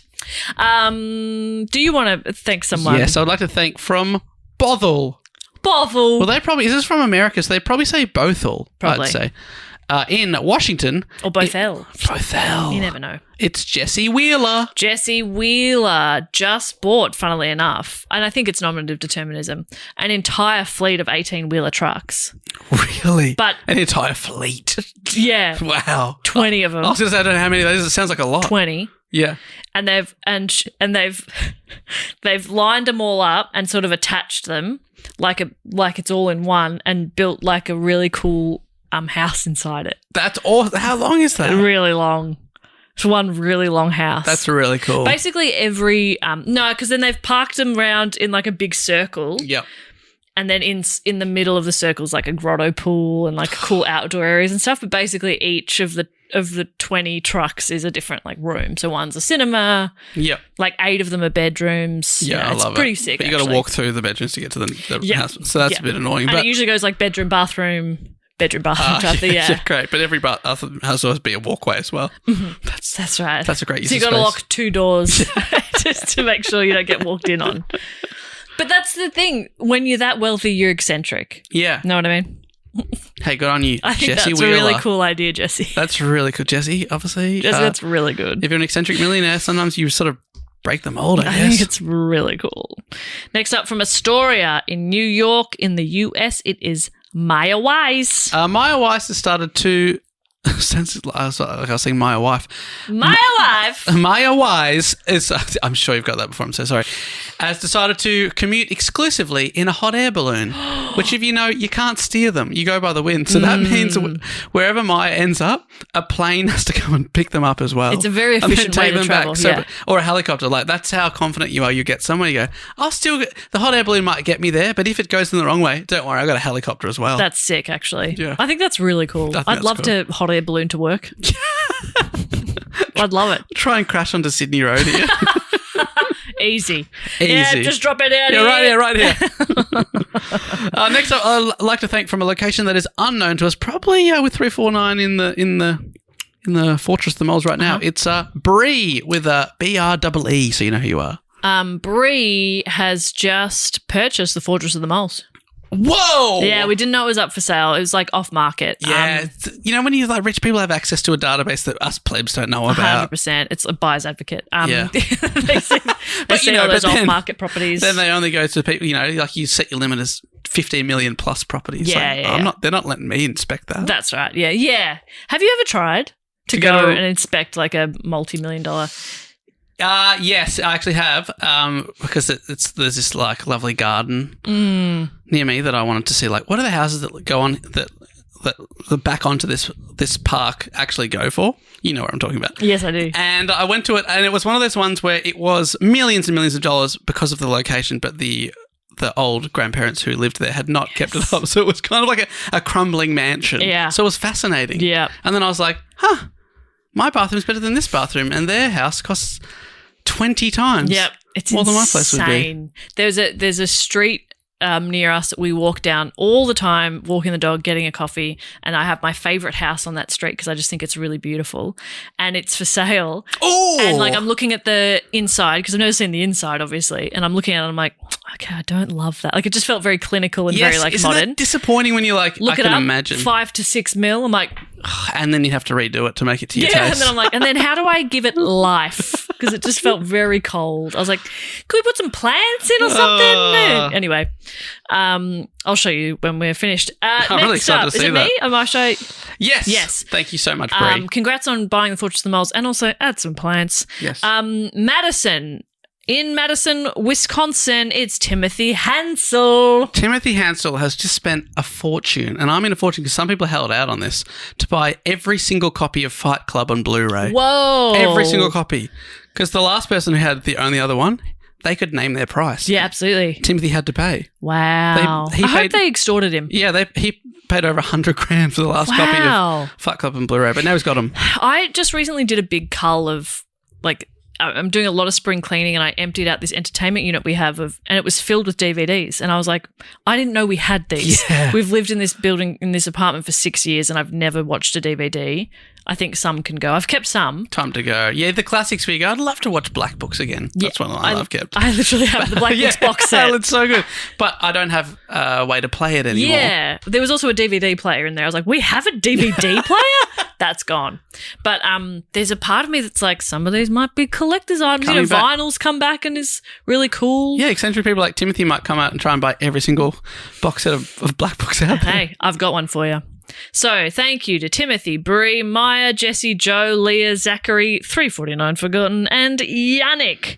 The next thing we need to do is welcome some people into the Triptych Club. Dave, do you want to explain what the Triptych Club is? Yes, this is our clubhouse, our Hall of Fame, our hangout zone for people who have been on the shout-out level or above on Patreon for 3 consecutive years. So we've given them a shout-out, given them something a few years ago, but to thank them and enshrine them forever, put their name up on the wall, we welcome them into this Theatre of the Mind style clubhouse. Once you're in, you can never leave. But why would you want to leave? Because let's not forget, we've got food, drinks, entertainment, pinballs. We've got clowns. Mm-hmm. We've got magic shows. Yep, sometimes. Yeah, David Copperfield's dropped by before. Yeah.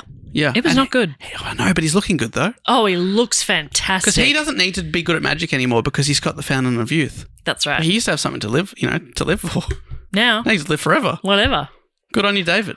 I'm behind the bar. Yes. What have you prepared? I've got caviar and what's fancy food? Beluga caviar. Yeah, beluga, definitely lots of caviar. Really, really expensive hams. Very expensive. The finest hams. The lobster.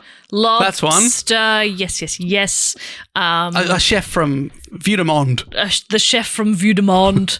And the best champagne from the Champagne region. Really? The good stuff? The real Don't stuff. tell me. Because, of course, we're all very wealthy this week. And so, Dave, you also usually book a band. Oh, my goodness. You're never going to believe it. What? You're never going to believe this week. What? I couldn't believe when you brought up the title. I thought, that actually rings a bell. Then I remembered it rings a bell from my email that I just got this morning from the manager of The Cars. Oh, fantastic. They're here. The 70s new wave American rock band. Very, very exciting to see The Cars. Played some of their classic tracks Absolutely. like Drive. classic for a car. Yeah, absolutely. Drive and Just What I Needed. Yes. 2 of their bigger tracks. Oh, I can't wait for them to take the stage. Debut album sold 6 million copies. That's so many. That's crazy. Well done, guys. And they're going to be hitting the stage any moment now. But before we do that, we need to see if there's any new inductees this week. There are a few. There are 1, 2, 3, 4, 5, 6 this week, Dave. So how this works is usually Matt reads out the names, but he's on a vow of silence right now. So I'll read out the names. Dave hypes them up. I hype Dave up. And there's no Simple negative as that. energy here this week because Matt Thank is God. still watching us, but no microphone. He's watching us quietly. So are you ready? I'll read out some names. You'll hype them up. Are you in the right kind of hype mood? Let me go. And yes. Okay, here we go. First up from Billings in MT. Is that Massachusetts? No, it'll be Let's find out. one of the others. It is Montana. Montana, Billings, Montana. It's Ace Andrews. He's the Ace of Andrews. Woo! Ace of Base. Ace of Aces. Yeah, I love it. Now from Did you say Ace of Base? Sure. That's pretty good too. From Durham, North Carolina, it's Nikki. Things were looking tricky. I was thinking of cancelling tonight, but then I saw Nikki. Woo! Next up from Knowsley in Great Britain, it's Rebecca. I'll remove over the cars. Bring in the Rebeccas. Oh, fuck. That's We so only need good. one, actually. Just the Rebecca. That's really good. From Preston, Victoria, it's Tessa Tribe. Hey, please join my Tessa and my tribe. Ooh, from Woodbridge in New Jersey, it's Catherine Pagliuca.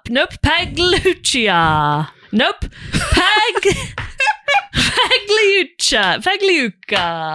Pagliuca. I was trying to read multiple things at once, and that does not work. I think you've with your pronunciation there, you've Pagli snookered just there. Woo! Thank you, Catherine. Sorry. And from location unknown, deep within the Fortress of the Moles, it's Hannah Gregory. Some people like to throw a spanner in the works. I like to throw a Hannah in the works. Oh, get her in there. So you're the ultimate hype artist. Let me say that you're an artist. Thank Hype you. artist in short bursts. Thank you. So, yeah, now I'm done. I'm wiped out. Yeah, then you're going to crawl up the stairs. I know. I'm so glad we have another episode to record right now. Thank you to Hannah, Catherine, Tessa, Rebecca, Nikki, and Ace. Very, very exciting. Now, we're going to quickly check if we've got anyone to induct into the Triple Triptych Club, where people have been on the Shadow level for 10 years or more. No one this week. So thank you very much to the people that are already in the exclusive Golden Lounge. Welcome, please. Enjoy. Just, wave at us. Take a load off. Yeah, Relax. I don't think we're not even allowed in there. No. And I've tried. Oh, yeah. She's desperate to get in there. I'm like, trying to get an invite. Come in there. But that just brings us to the end of the episode, Jess. Is there anything else we need to tell the beautiful people either watching on Patreon or listening at home? That we love them, that we would love your suggestions. Like I was saying at the end of this episode, if there's other people that you would like to hear this story about, get in touch. Put it in the Jack the Hat McVitie. There's a link in the show notes, or it's also on our website, which is dogoonpod.com. And you can find us on social media at dogoonpod or dogoonpodcast on TikTok.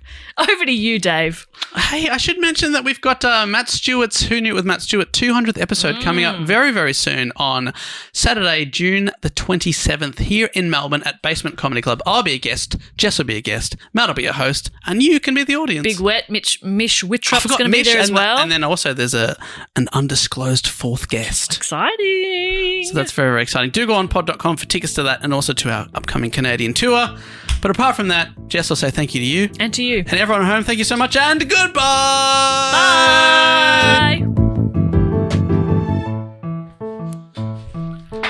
Woo! Don't forget to sign up to our tour mailing list so we know where in the world you are and we can come and tell you when we're coming there. Wherever we go, we always hear 6 months later, oh, you should come to Manchester. We were just in Manchester. We were just there, but this way you'll never miss out. And don't forget to sign up, go to our Instagram, click our link tree. Very, very easy. It means we know to come to you, and you'll also know that we're coming to you. Yeah, we'll come to you, you come to us. Very good. And we give you a spam-free guarantee.